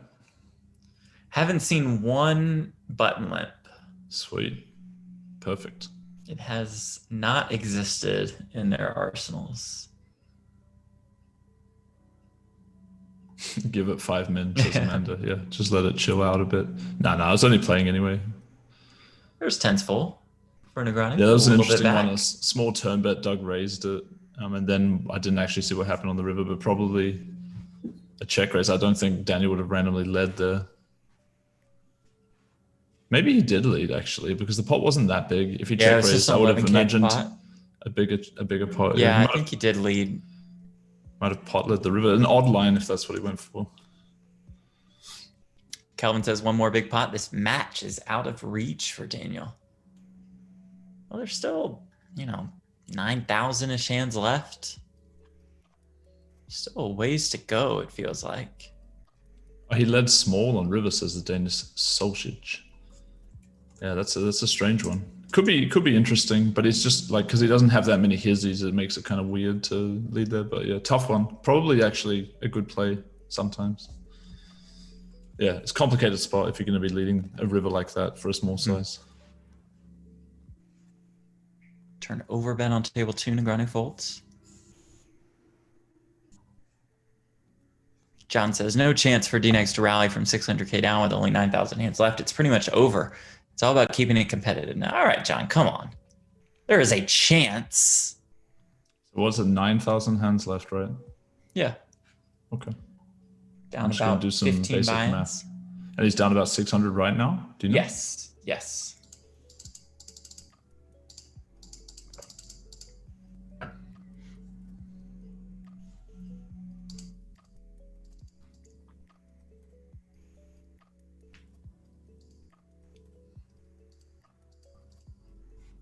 Okay. So if my math is not wrong, he needs to win at if he wins at 16 and 2/3 BB per 100 over the last 9K hands, he will win the match. It's not an unachievable win rate over a small sample. But yeah, I mean, it's tough. You know, who knows what the odds are exactly. If this session went well, like, you know, if that ace queen pot didn't occur, what was the other one? Like, he could have won a pretty big pot prior to that. Can't remember. Queens versus aces or no? No, it's all good. But like the point is, like, he could have just won this session, won like 100K plus, and then it would be like, you know, pretty close. Yeah. So yeah. If he can find the break even this session, that'd be pretty big. Oh, that would be massive, I feel like. Odds have been moving in Negreanu's direction over these last couple sessions. Polk was minus 1667 coming into the week, which means you'd have to bet almost $1,700 to profit 100 on Polk. Today, he was minus 1250. That puts Negreanu at about an 8-1 underdog, a little bit less. And then their individual session match odds are pretty close. About a flip. Doug Polk, a very slight favorite.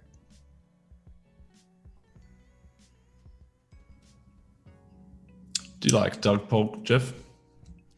I do. I know I've said this before. Every interaction I've had with Doug Polk has been pleasant. Has been great. Only had 3 of them, but so pretty small sample size as far as that's concerned. But he's been really nice to me every time. You know, I certainly disagree with some of his marketing ploys over the years.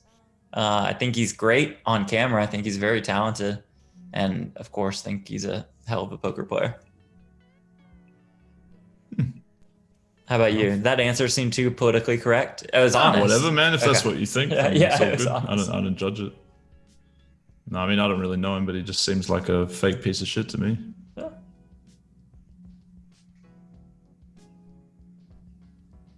Honestly, that's what I thought before I interacted with him, if that helps at all. Yeah, no, believable. He could be different in person. I feel like it's a sales pitch with him, though. Yeah, I don't feel like he'd be any different to what I'm assuming. But hey, I've thought that about other people and been wrong. Sure. But and probably thought the opposite about certain people and then been wrong again. It happens.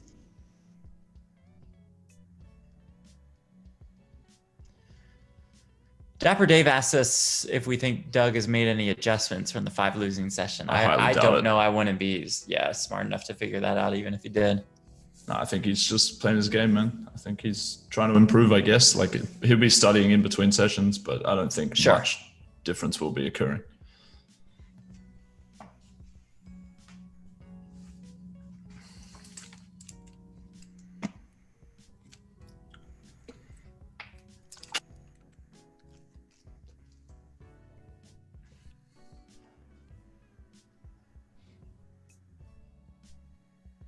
Latest numbers have Negreanu down about $110,000.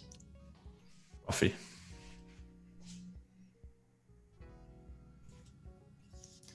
All right, 4-bet pot. 4-bet pot. This could be a big pot. It's got the potential. Very deep. What's the largest single pot? Is a 200K pot?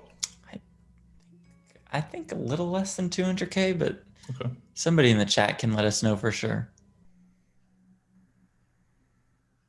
All of it.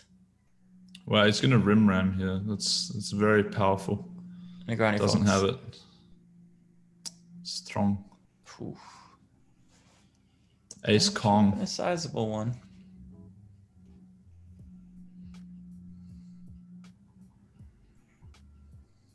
It's up to Ryan back in the mix. Got Kevin, RL, John, Anita. Thank you guys for joining us. Shimon, love from Israel. Nice. Have you been once? I was about to say twice. Yeah, I have been once. 6 is full for Negreanu. Israeli females have very nice looking eyes in general. Oh, some are so pretty. I don't know why they have this like mix of colors and stuff. You know how people have freckles on their eyes, that kind of thing? They sort of look like planets in a galaxy, like that kind of buzz. Like, I'm not one to stare into the eyes of the chick I'm with, but like you notice they're looking good. Yeah. Pretty faces. Yeah. See some of the prettiest soldiers in the world in the Israeli Defense Force. So yes, Shimon, we love Israel. Cosmin, yeah, Nandas would fuck him up as well. Nandas is low key like a tank, man. Like low key, he's a fucking tank. Is he really? A bit of a tank, yeah. When he wants to be, he's a person that has discipline. He can hold bomb site B without flinching for hours long in dust too. You know? Yeah.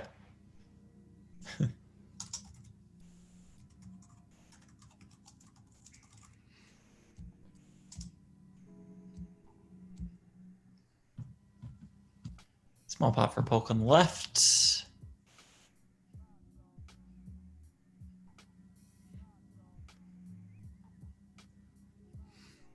Latest numbers have Negreanu down $125,000, puts him down about $600K for the challenge.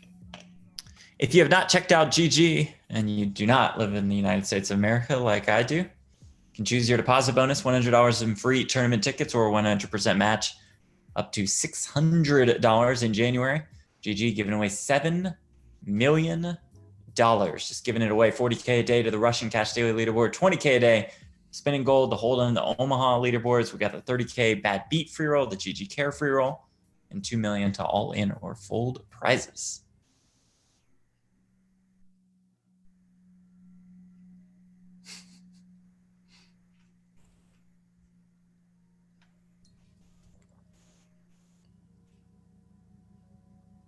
A lot of Bitcoin chatter. A lot of Bitcoin chatter at the moment. Someone's calling me a nit for shorting Bitcoin. I did it one time, man. And I decided I would short shitcoins instead if I ever want to do any shorting, because it's kind of similar. When was the time that you feels like a Bitcoin? Betrayal. Just recently for like a few bucks. Like it was a small bit. Yeah. Cali's Finest. I gotcha. Cali's Finest has gone for a minute and DNegs lost back 100K. Yeah, it's been a rough 20 or 30 minutes or so. Yeah, our update 32 minutes ago had Negreanu down a little bit less than 30K on the session. It's after being down about 180K, coming almost all the way back, and now that was 100K again. 30, yeah, that's right. 36 minutes ago, he was stuck 25K or so. Mm-hmm. Tough one. Jacks for Polk on table 1, 11K in the middle on table 2. We'll be back here Friday with the happy hour stream. Brent Hanks, I'm Amanda Negreanu. Special guest Uncle Ron. I'll be here as well. Oof, the nizzles here. The trap. It's like 11K pot. 4 straight. There's a chance that was a cooler in a bad river, actually. Yeah. Griffin, does anyone do daily compilation videos of the big hands? Daniel Negreanu does them himself. Not all of the hands, but the ones that go to showdown.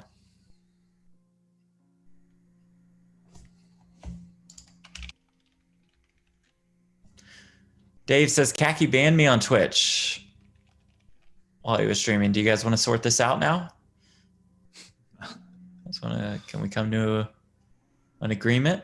Can we get the unban? Yeah, if you stop sucking, you don't get banned. That's how it works. If you suck, I'm sorry. Pretty fair. Down on your knees, you know? Oh my, yeah.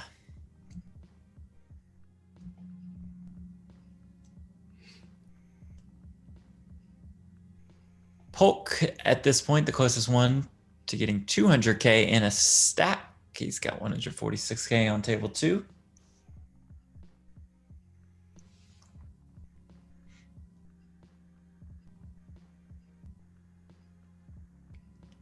We're kind of just like sitting here rooting for this one really spewy pot. That's what it feels like. You just want to see some kind of spew.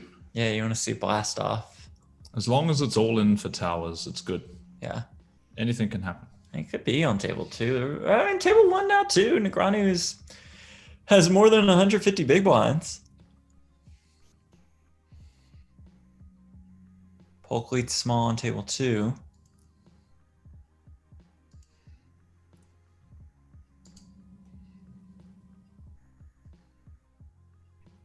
Negreanu calls, now more than 10K in the pot.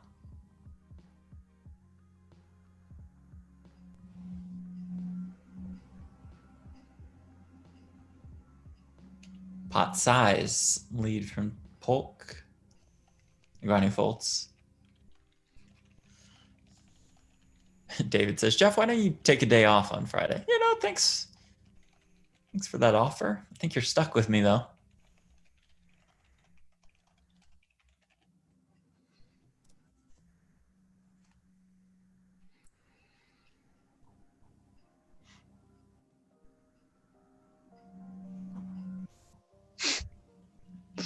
Our It's a predictions great going comment. in. Yeah, go ahead. Nah, man, you chuck a prediction up there. Well, mine was Negreanu plus $65,402. And yours was Negreanu plus $200,002. Just a hint over 5 buy-ins. Hey, you're live, man. I think I'm in trouble. I'm kind of live. Yeah, you might be in a little trouble.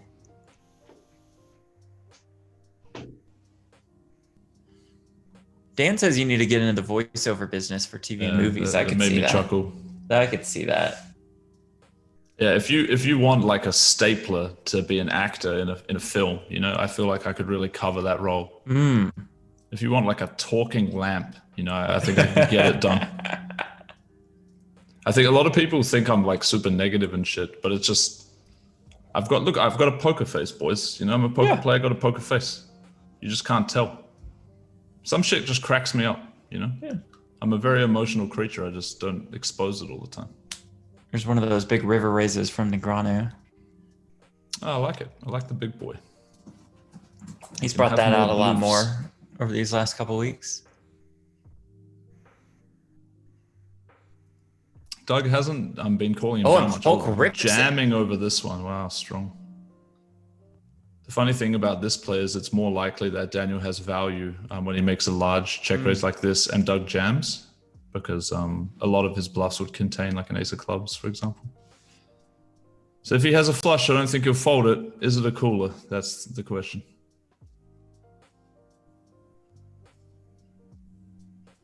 Because his large sizing, like you said, it's quite a polarizing play. Like he's not going to have like 2 pair here. Maybe like a set with a club, but I didn't see the action. It feels like he has a flush. On replay after this. It feels like he's going to call, and I think he's going to have the best hand. I'm optimistic. Okay, he does lay it down. Okay. Let's take a look at that replay. Curious what he had. I doubt he folded a flush, so. But maybe he did. Maybe he folded one of his weakest flushes. If his value is only flush there, he probably has to fold some.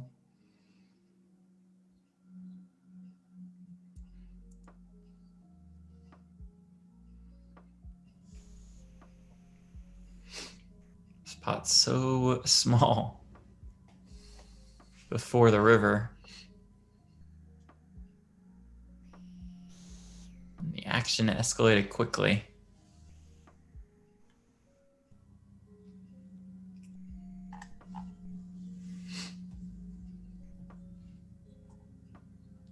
Can put that in the notes to ask Daniel about.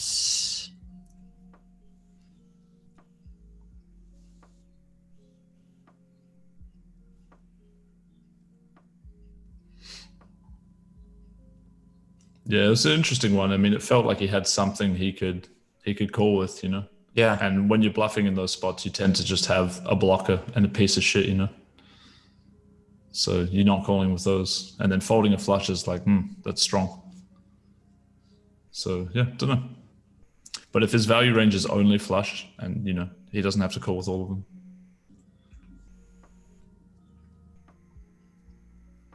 Very curious. Negreanu down a little bit less than $140,000 at this point.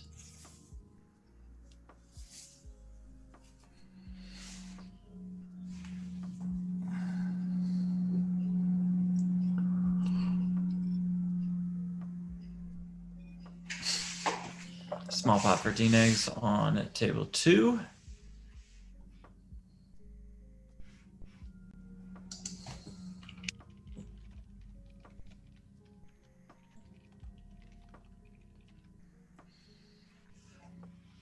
Pulling up this document from @Corey Steele on Twitter. He has Negreanu down about 280K when it comes to running below all in EV.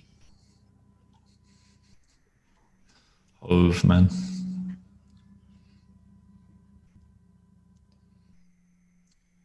What do you listen to, Jeff? Music-wise? Brent will tell you that it's just Celine Dion, but it's a wide array of music. It's Polk 4 bets on table 1. I've gotten into listening to jazz lately.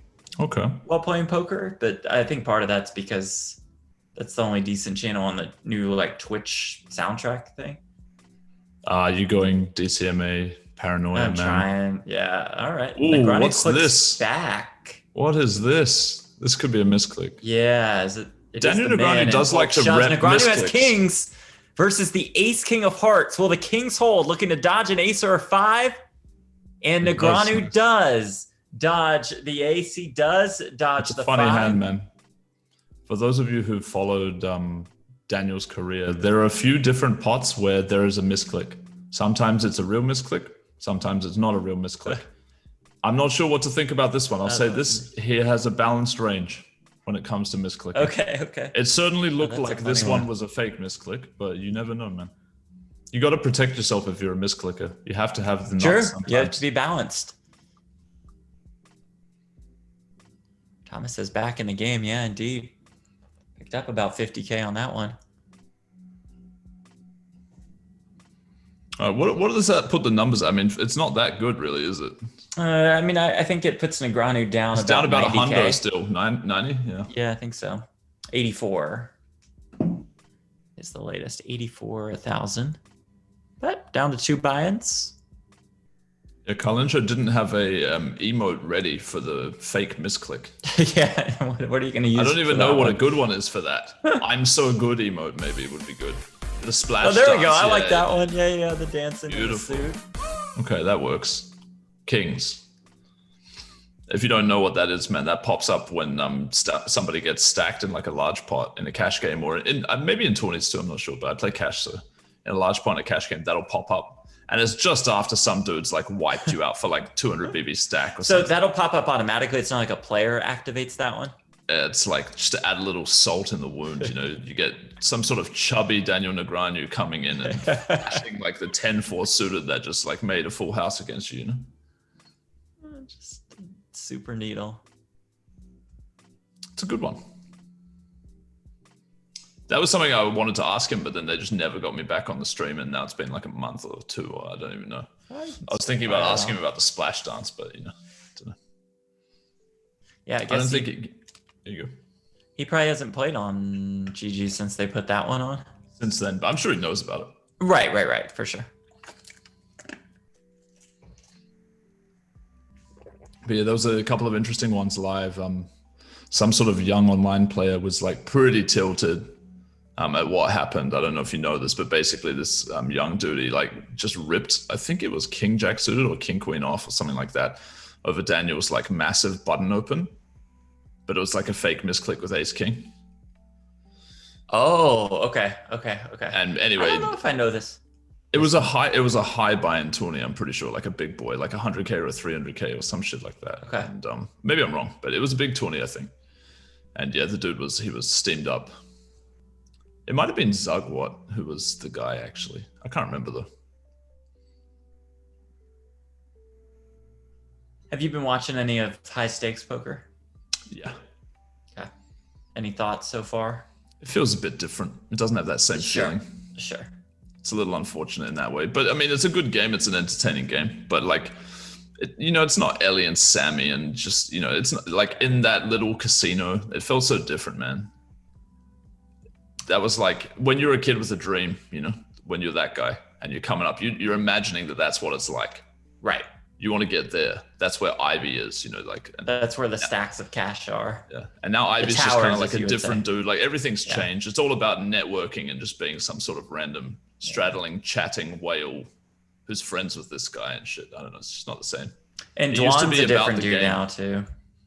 Yeah, no, I really feel like I can I've gone through a similar process to him, from just never folding and spewing at anyone who showed aggression, to just being like, you know what, this is probably a bit too much, and just folding. But they never have it, and you always get bluffed, and you're like, oh fuck. Maybe Like you sort of lose your mojo a little bit. Yeah. That's natural. That's just growing up, I think, as a guy. Like it's less personal. The game has evolved too. Maybe. I feel like, I don't know, Dur's just been playing live like for so long now. Yeah. He picks his spots well, obviously. Well, you know, we say the game has changed, the game has evolved.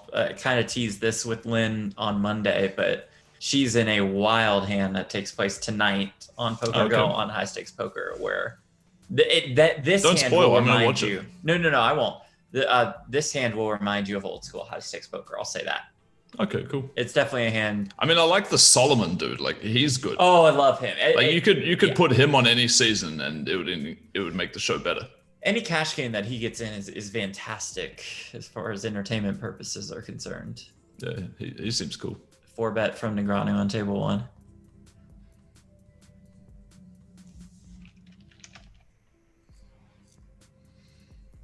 Why is High Stakes not on YouTube? Well, you know, it's a business that want to make money. Yeah. It's that simple. I mean, production costs are not cheap for a show like that.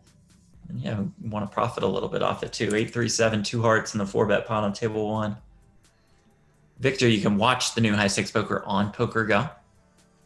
You might be able to see it elsewhere in the future.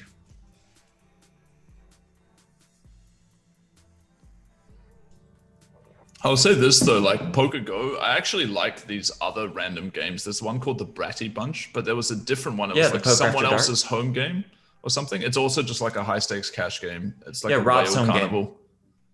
Yeah, Rob's home game. With Rob Young. Yeah.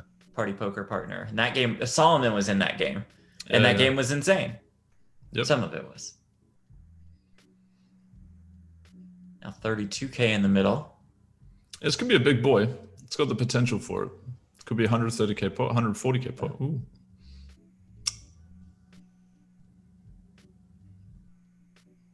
Not a great turn for a lot of hands in Daniel's range, though. So we may see him do some sort of pot control, even with overpairs. So he does check back. It's not because like he could avoid stacks going all in necessarily, but just because at least then his opponent would have more bluffs.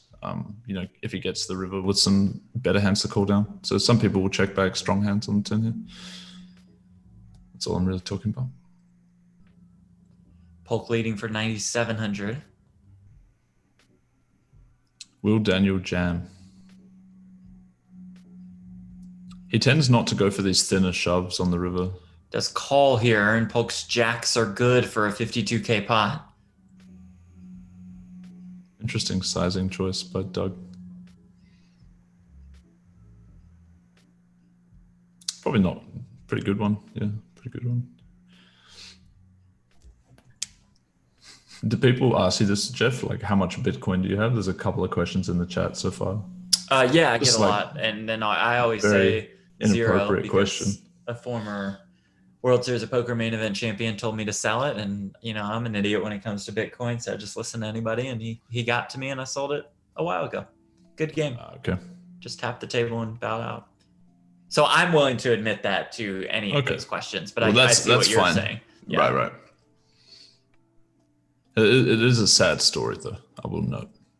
It's not, I don't even mean to complain. It's more just to give that guy shit for giving me bad advice. It's, it's my fault.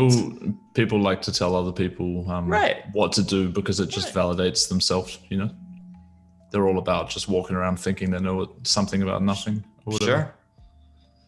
So it's all about getting a read on whether the person is one of those kind of people or if they're someone that's actually good. That's like the skill you end up learning to care more about. And so if you see a guy like, I mentioned I just get a bad vibe from Doug, for example. Yeah. Like it almost doesn't matter what he says to me. I'm just out. Right. You know, it would take a lot of work for him to swing me. Not that it's of interest to him. I'm just saying him as an example seems like a good one because it's what we're doing now. But yeah, never tell people how much like money you have. Don't ask people. Like I don't ask you what your salary is. It's a fucking stupid question. Grow up, you know? Yeah. Anyway. agree with that. 13K in the pot on table 2.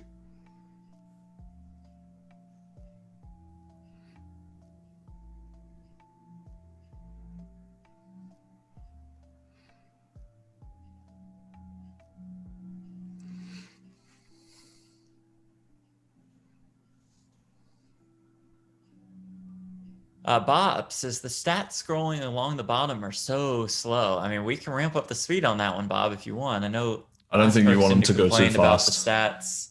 I mean, I think Bob says pick up the pace a little bit, Carlin. So you know what to do. Let's do it. Let's fire it off. That's terrible, Bob. Max speed. Carlin, can you give us a little like diagonal stuff like last time too? Where it just goes completely ham? What do I think about Helmuth? I don't know. Oh, I think yeah, there we go. Oh, damn. Yeah, that sucks. There you go, Bob. Okay. No, we're not working. Thank you, Carlin. What do you think of Phil Helmuth, Jeff? Although you give very PC responses to every question like this. Yeah, that is true. I think he acts like a total prick at times. And off the table, he's very nice.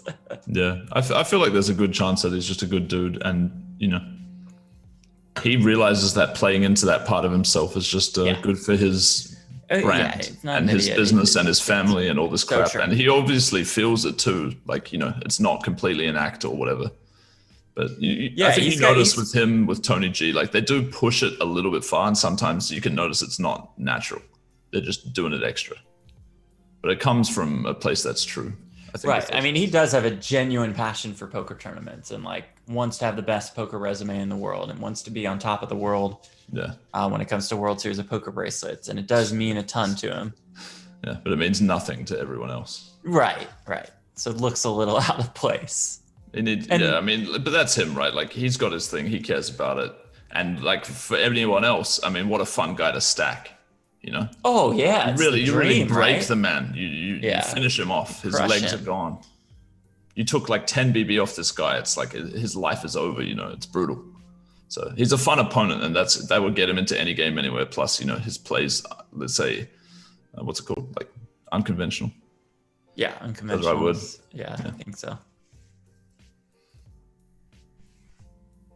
But I want to see Helmuth and Tony G on the same table in a cash game again. That'd just be amazing. And Helmuth only gets one buy-in as well, so like he has to nurse it. You know? I mean, I think that's the way he plays cash, even if he didn't get restricted to just one buy-in. The man plays pretty tight when it comes to the high-stakes cash game scene.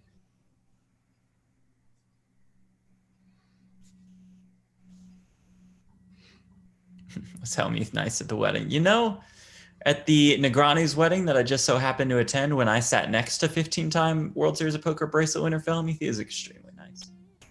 I don't like to bring that up though. I don't really like to brag. Latest numbers, Negreanu down about 106K. Does pick up a pot on table 1. Philip, Tony G is fun to watch. Completely agree there.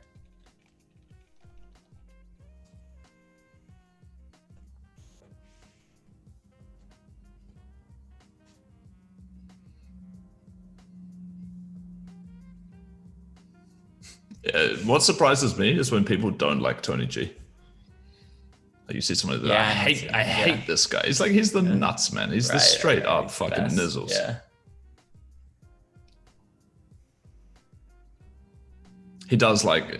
He likes Australian people in general though, because he's lived there. I mean, I think he's born there too. Like he's basically Aussie, but he's also Lithuanian. And every time I've ever run into this dude, he's always just like, you know, chatting with whoever the fuck, like having a good time. That's so cool. Buying a couple of drinks for the boys. Like he's just a chill dude.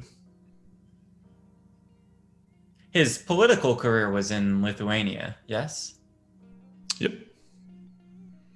I tried to make an emote of him on Twitch, but they said it was not allowed for political reasons. Oh, I was like, what the fuck? Come on, Twitch. See, somebody shouts out, they said, Tony G is awful. It's like, how could you think that? You know, he's just nuts. Yo, Days why from do you Space, say the that? Butcher of Baghdad. He's too good. Bring the Russians on. I think he went a little overboard with the bike thing. You know, like when he actually brought the bike, I was like, oh, come on, bro, this is a bit much. Yeah. Bit cringe. But when he was telling Roble that it's his game and he should hurry the fuck up, I was loving that shit. I think this started like I don't know, some sort of trend where whales like start demanding that regs just do whatever they say, like straddle and hurry the fuck up. You know? Because now there's a few fish who like tell people what to do, and if they don't, they just instantly leave because they know that matters. They've realized that they have the power, and I like to see them flex it. Like it's funny to watch. I think they deserve to do it. You know, like you don't have to let this guy time bank infinite every hand. You'd be like, hey, bro, if you do that again, I'm leaving. You know, and then bro not coming back to the game next time. You know, right.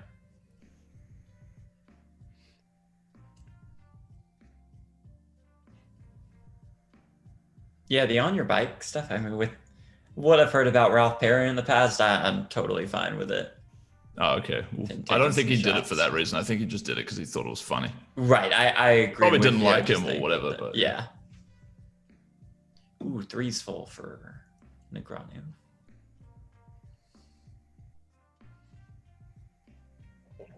Yeah, Philip, we were talking about the Triton cash game a little bit earlier, featuring Tony G. Definitely want to watch that one. Yeah, it's gold. He plays like a fucking machine as well. He plays like an absolute animal, like a robot. And his opponents just wildly punt, you know? There's a good hand that involves a queen and a 7 and a great player and a huge punt. Oh, I like it. You should definitely watch that.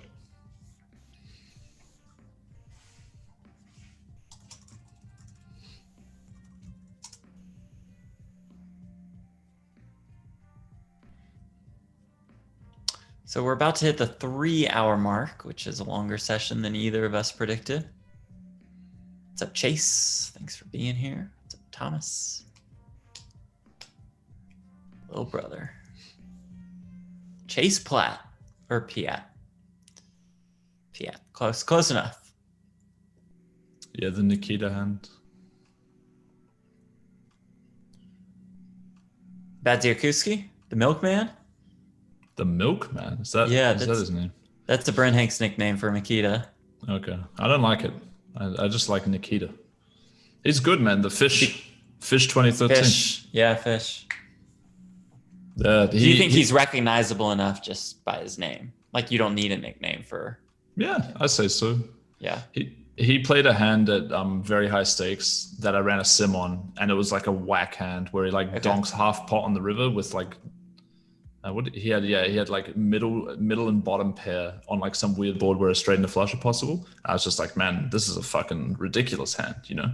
Yeah. And I showed this to like some other people who are like insane good regs, right? Like very, very good players. And they were like, yeah, what is this crap? This is a punt.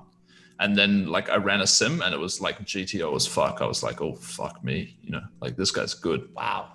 So yeah, Fish 2013, he's a strong reg. That is for sure.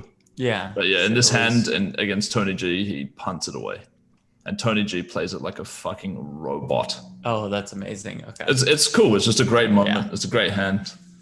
But Tony's response afterward, I feel like it's a bit forced. Like he's putting it on just because he's won the big pot, but like he doesn't really feel the hate for the dude, you know? I think he respects him and he just like tries to bring it out and it's a bit awkward. Oh, so he went at him a little bit afterwards? You just watch it and see. Okay. It's a good one. Okay, well. It's a good one. I've ruined it a little bit, but... Oh, that's okay.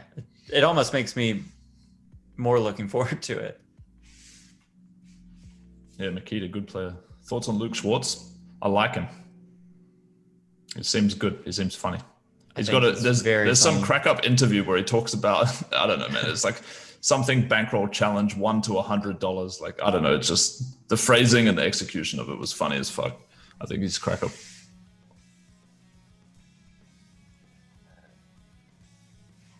Tens for Polk are good on table 2. Steven says, Sai out in 16th in the first row, 14th in the second. Good runs. Good runs. Oh, so close.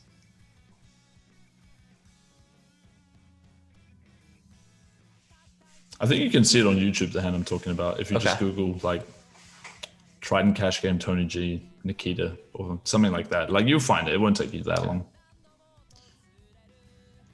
Fish is a fixture in the super high roller tournament scene. always plays the top buy-in events.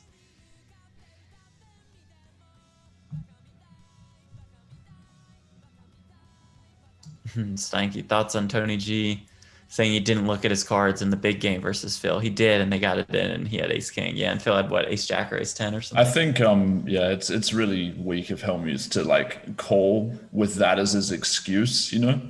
Like if he really thought that, he would be snapping. Like he didn't really think it. He just was like, well, I can use this as an excuse. I'm gonna call. Yeah. Oh, look, you've got terrible etiquette. It's your fault. It's all, you know, because he's got that mindset, right?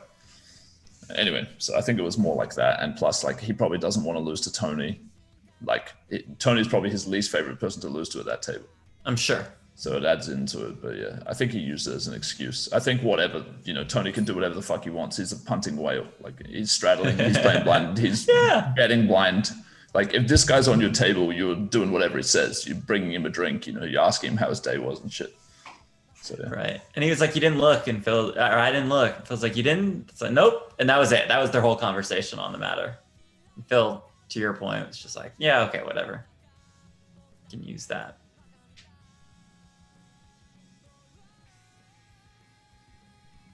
Scott says, Jeff makes me want to be a better, nicer guy. Glad to hear it, Scott, trying to impact the world. One person at a time on a poker stream. We'll get there.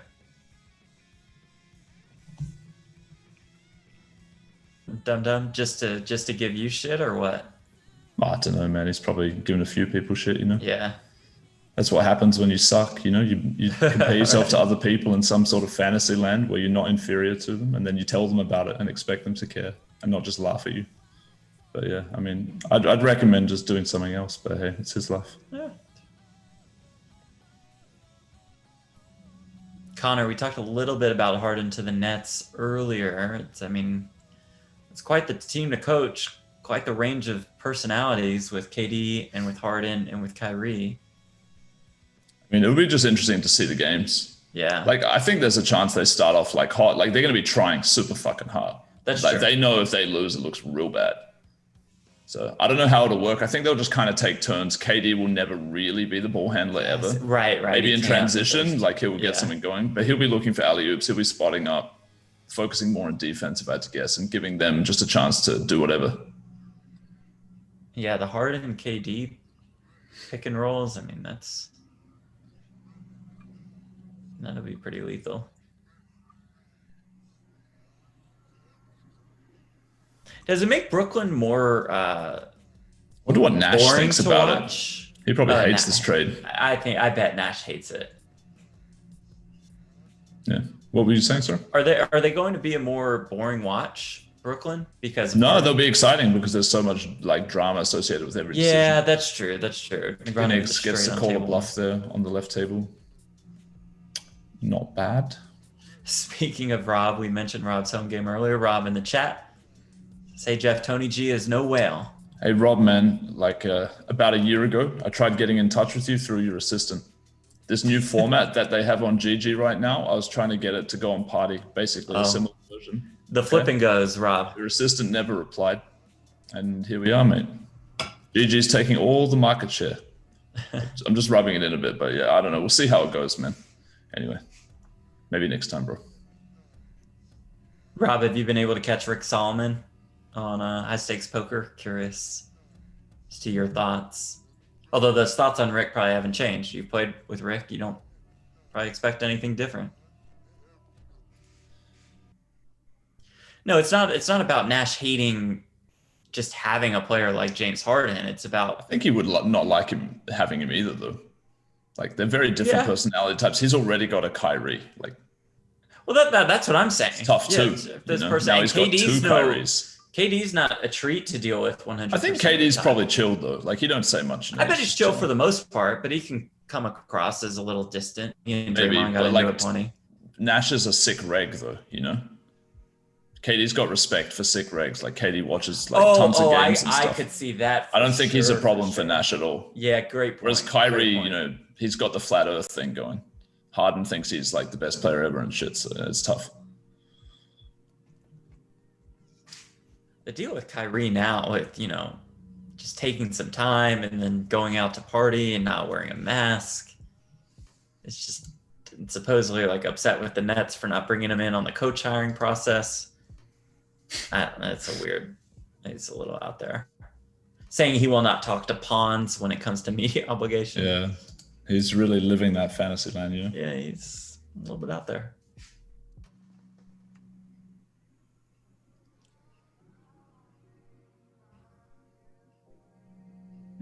Yeah, I think it's a format that everyone could really think of, but it's just there's a market for it, man. I think we're going to see this format really take off because people don't have time for that shit, you know, like the long ass MTT. You're kind of cutting customers out of the loop with it. So I think, yeah, I agree. It's an obvious thing, but it wasn't being done, and it would gain market share for whichever side started it. And GG, having already overtaken the lead, is now going to, you know, cement it. That's how I feel it's going to go down. For those of you curious, you can jump into a flip and go on GG. Dealt 3 cards, got to discard 1. You also get a little bonus of chips. It's like, it's really interesting. And then you have like a straight flush or everyone's hands are face up. I'm going to put a video on my YouTube, like how it works and like what's good for it. But yeah, and then if you win the flip and go, you're quote unquote in the money, and then the rest of the tournament plays like normal. Yeah. Yep.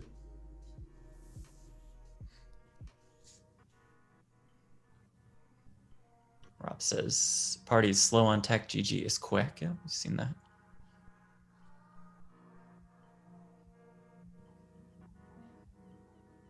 And I know, Rob, this is not you at all, but we'd love party in Nevada, just as we love GG in Nevada, just as we love anybody in Nevada, all due respect to this wonderful site, WSOP.com.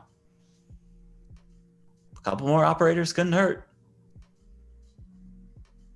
The BetMGM chairman, there's the ... for Negreanu, so that'll probably do it. The BetMGM chairman thinks that party is going to have a real significant presence in the United States within the next couple of years. So hopefully that includes Nevada. And that wraps up our session. So if you have any questions for Daniel Negreanu, be sure to fire them off in the chat. He will jump into the mix here for his exclusive post-game interview. Win or lose, he's here every time right after the session is over. About 3 hours of play today.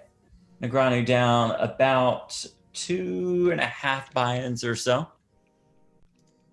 I will not say that Kaki is the bad luck guy because I don't believe in that personally, but you know, it's up to everybody in the chat for their judgment on the matter. And I think, you know, overall, Kaki's probably okay with this last hour or so. I mean, he was down, what, 180K or so. I think like anytime you get that close to even and you end up down a bit, you kind of, I don't know, you're not loving it. Philip says, Jeff, no softball questions. Man up. Okay. I don't really have anything lined up. I was hoping to find some sort of gem, but I'm just going to see what happens. Sounds good to me. As we do await Daniel Negreanu's appearance. Good question, Dave. Does DNegs think Doug did anything differently today? Fire off some of these chat questions. I feel like the questions about the session just honestly aren't even that good. Like he'll talk about it, right? If he wants to. Right. And I am anything curious. Beyond that, it's unfair to ask because if it's too specific, like maybe what he folded in that flush hand, like maybe he doesn't want to say he folded flush. Right. I am curious though, because to your point, like to get crushed right off the bat, but then to be so close to even, and then to take a couple hits over this last hour. I'm curious what that right is like. Painful. Our final numbers have Negreanu down $118,500. That puts him down about $600,000 for the challenge. So effectively a wash with this session and with last session where Negreanu won just a touch more than 3 buy-ins. So he's still on his pace that he set for the second half of the challenge at winning 1 buy-in per session on the road towards a comeback. As he told us, you know, it's not going to be that simple. It's not just going to be the smooth ride to the top, and he is joining us now. We get him in the room. There you go. There's Daniel Negreanu. So Daniel, what was this, what we imagined to be a roller coaster ride of emotions like for you throughout today? It's funny because I just realized right now, because I was thinking to myself, a lot of this is reminiscent, like the first half of the match was reminiscent of the early part of the match. And then I just dawned on me now that we got KakiTee back in the booth. Fucking Black Cat. And that was it. And Black that was Cat. it. No, in all seriousness, it really did start. It felt like, holy shit. It felt like the first half. Obviously, things went well for 5 sessions in a row. And in this one, he made so many fucking hands. Like he made so many fucking flushes. Like in the last, it was like, I don't know. He makes flushes. He's really good at that. I missed a lot of fucking key flushes. Like the one where it came 8-7-3 with 2 hearts. It'd be nice just one time. He had 2 jacks with the jack of hearts. I had the king 4 of hearts that hand. Okay. And that was that a rivered pair then? Yeah, I paired the river and you bet like less than a third pot or something like that. Yeah. So I mean, I don't know. It's probably. I don't think you could fold for that with that hand. No. Yeah, I mean, it was 24 into 86, right? I had a pair, so I was like, fuck. All right, does he ever block here with ace queen, ace king? Maybe sometimes, I don't know. Enough to just say fuck it, YOLO. Yeah, I mean, you've got a bunch of ace highs that are going to be in a tough spot already. You can't go folding a pair, I don't think. Well, it was just a weird session. Thankfully, like all in pots, I did pretty well, except for the queens against the aces. Yeah, you could have banked a queen there. Yeah, that's not happened. Like the entire match since day one. The best suck up we've ever had was we had 43% equity and we won. We have not hit anything, not one fucking time. It's like in those spots. So there was a lot of spots today I could have made some flushes and made some big hands, and I missed a fucking shit ton. Some of them I won with anyway, just because like I had bottom pair flush draw. He just didn't have anything, so the bottom pair won. But it was definitely like the first hour, I'm like, all right, bro, hang it, just weather the storm, okay? He's en fuego right now. Just weather the storm. Keep at it. And I clawed back a little bit. Actually, I got down from where I was about 4 buy-ins stuck to down less than a buy-in. Yeah, you were right on the fence for a second. Yeah, he got it in with. He got it in against my queens with King Jack. 4-bet pot. After how many times have you played similar scenarios to that with him? Like, does he always go for like the check min raise in that spot, or is he trapping? He does a combination pairs? of things. In 4-bet pots, he does a combination of things. Occasionally on boards like that, he's leading. He's donking. He's done it like 3 or 4 times now. Really? And then he throws in some small check raises and some check calls. I think he's rolling them, as the kids would say. So yeah, it was like okay. It was a weird session in that I started to make a comeback and lost like for example, just a hand. It comes queen deuce, right? He checks. I check back queen 4. Sneaky. Turns a 10. He bets. I call. River's a king. He bets pretty big. I'm like, it might be a little thin to raise here. I just call. He's got the queen jack. Okay, take it. Yeah. Another hand. I 3-bet. This was a big one. I 3-bet the king 8. Comes king jack. There's queen hand. Yeah. Comes king jack. I throw a little itty bitty bet at it. Suck him in kind of bet. He calls. Turns a 10. It's a flush draw now. Not ideal card. Yeah. So now I lead again on the turn with the 3 kings. Pretty deep here. River's a deuce, complete blank. I decide to check. So my question, or not my question, my dilemma in that spot is either bet for value with my 3 kings or check and hope that he, missed a draw and has to bluff, right? So it's one of those spots. Thank God. Well, I don't know if it was better because if I bet big, he probably doesn't raise anyway. But he has the ace queen. He just banked the 10, on the king jack. It was like just that kind of day where he made a lot of fucking flushes. Like, I don't know. It's like I have nightmares about flushes. He makes an inordinate amount of flushes. And I feel like I've missed a shit ton of flushes and straights. But whatever. Listen, I've had Can I ask you about 2 hands? Yeah, go for it. Firstly, the misclick or not misclick. We were discussing because there's a few Misclick. pots in your career that are maybe a misclick and maybe not. And I feel like I said at the time, you've got quite a balanced range. And if you are a person who does misclick, you do need to think about having the trap in there because that you don't want them just knowing that you just fucking misclicked, That was I think he already 4-bet, right? So I guess I looked at the table. Yeah. So what happened was this, okay? This is exactly what happened, I'll tell you. I was looking at the other table, right? And then it's back to here. And I'm like, I had, kings, right? I'm like, kings, I want a 4-bet, right? But I have like a pre-bet thing. that's going to take me to 27 big blinds, right? Which is my standard 4-bet. And it was saying 42. And I'm like, I can't, what the fuck? And I wasn't able to move it. I moved it to minimum and it was 42. And I didn't know what to do. And then I was running out of time. And I'm like, oh shit, just fucking click the button, right? Not realizing that I already 4-bet. he 4-bet, right? And it was like, it was time to 5-bet jam, right? But I was thinking in my head that I'm trying to 4-bet to 27. I don't want to 4-bet it to 42. You know what I'm saying? So that's like, and then I was like, oh my God, because I forget what happens if you time out. But it went down to fucking like 0 on my time. I'm like, oh shit, just click the damn button. As it turned out, it made no difference whatsoever because he had ace king And you also balanced your misclicking range by having kings. no, that was like legit. I was like, although your speech might be unbalancing it a bit, you know. No, I mean it's very authentic. Yeah. Nah, I mean, what the hell? Who cares, right? In those spots. Like, I'm just playing. You know, we're like 120 big blinds deep or something. It's there's no angle there. It was just like the other hand that was interesting, but I'll try to ask you a fair question about it. You said that you were running into a lot of his flushes. Yeah. How paranoid were you that he had a flush when you made a large river raise to 13K on a board where clubs had made a flush on the river?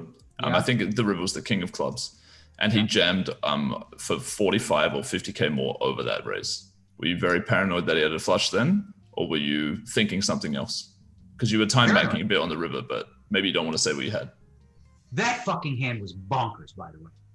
I would love to know what the fuck that guy was up to on that hand, because that was some fucking shenanigans. And I almost fucking made like the heroist of fucking hero calls. Oh, interesting. Okay. Because this guy's fucking, you know, whatever he did there, if he wasn't bluffing, that was. So you had the ace of clubs, is that what you're saying? That was some risky shit. If he was not bluffing, that was some fucking risky ass shit there. Because I bet big too. I raised big on the river there. So when he jammed, I was like, what the fuck? And I thought to myself, well, Yeah, but if he had, like, let's say he had the queen high flush and you had the ace blocker, he might think that you just have value flushes that are weaker very often, and you're going to put him on having the ace when you don't have it and just call every time with a flush. So that could be what happened. But otherwise, yeah, it could be a bit of a risky move. It's a large shove. It was interesting. Yeah, it was because we were pretty deep. We were like almost 200 big blinds deep. So that was one of the more interesting hands. And then outside of that, I mean, it was just like, it was bonkers. Like I just, you know, I would bet the turn with a straight flush draw, miss the river, fire, fuck, try to steal one. Just like, nope, nothing. I just had nothing a whole lot in this session, like a whole lot. Thankfully, like I said, you know, there were enough big pots that I won as usual that kept me afloat. But he beat a lot of hands. He beat a lot of really good hands. I mean, I can't even remember them all, but there was a lot of good hands I had where I was like, sweet. Oh, wait, I lose? Yeah, so weird one. In sports, Daniel, if a team would lose 5 straight games to the other team, they would probably start making adjustments. I realize it's different in poker, but there are a couple questions in the chat asking if you thought Doug did anything differently today besides, as you already mentioned, just making a bunch of hands. Well, that's a big difference. yeah, like, sure. I think like what we saw probably like during the span of where, you know, he lost 5 sessions in a row. He just wasn't making every single hand during those periods. Like he actually missed sometimes, you know? And this one was like, you know, back to that. But in terms of like approach, I mean, maybe a couple very subtle things were different in some lines, but it wasn't significant. There wasn't like, oh my God, he's doing such crazy things. It's just like, all right, well, he's just, you know, he's doing this because he has a hand. Where like in the last session he didn't win any because he didn't have it, you know, and like in spots where I didn't have anything, there was nothing, you know, nothing unique about sizes, nothing unique about, you know, overly doing this or that. It just felt like, you know, he just played pretty much the same way he has been, which is really good. Daniel, did you approve the splash dance on GG? Oh my God! I wanted to ask you that for a while. I have one in my phone. I want to play it. It's the greatest thing ever. I think I have it somewhere. But why are you bulking up so hard? Like the cheeks are showing, you know, in this little caricature of yourself. It made you a bit porky, don't you think? Hold on. Yeah, I mean, where's my phone? Here we go. Shit.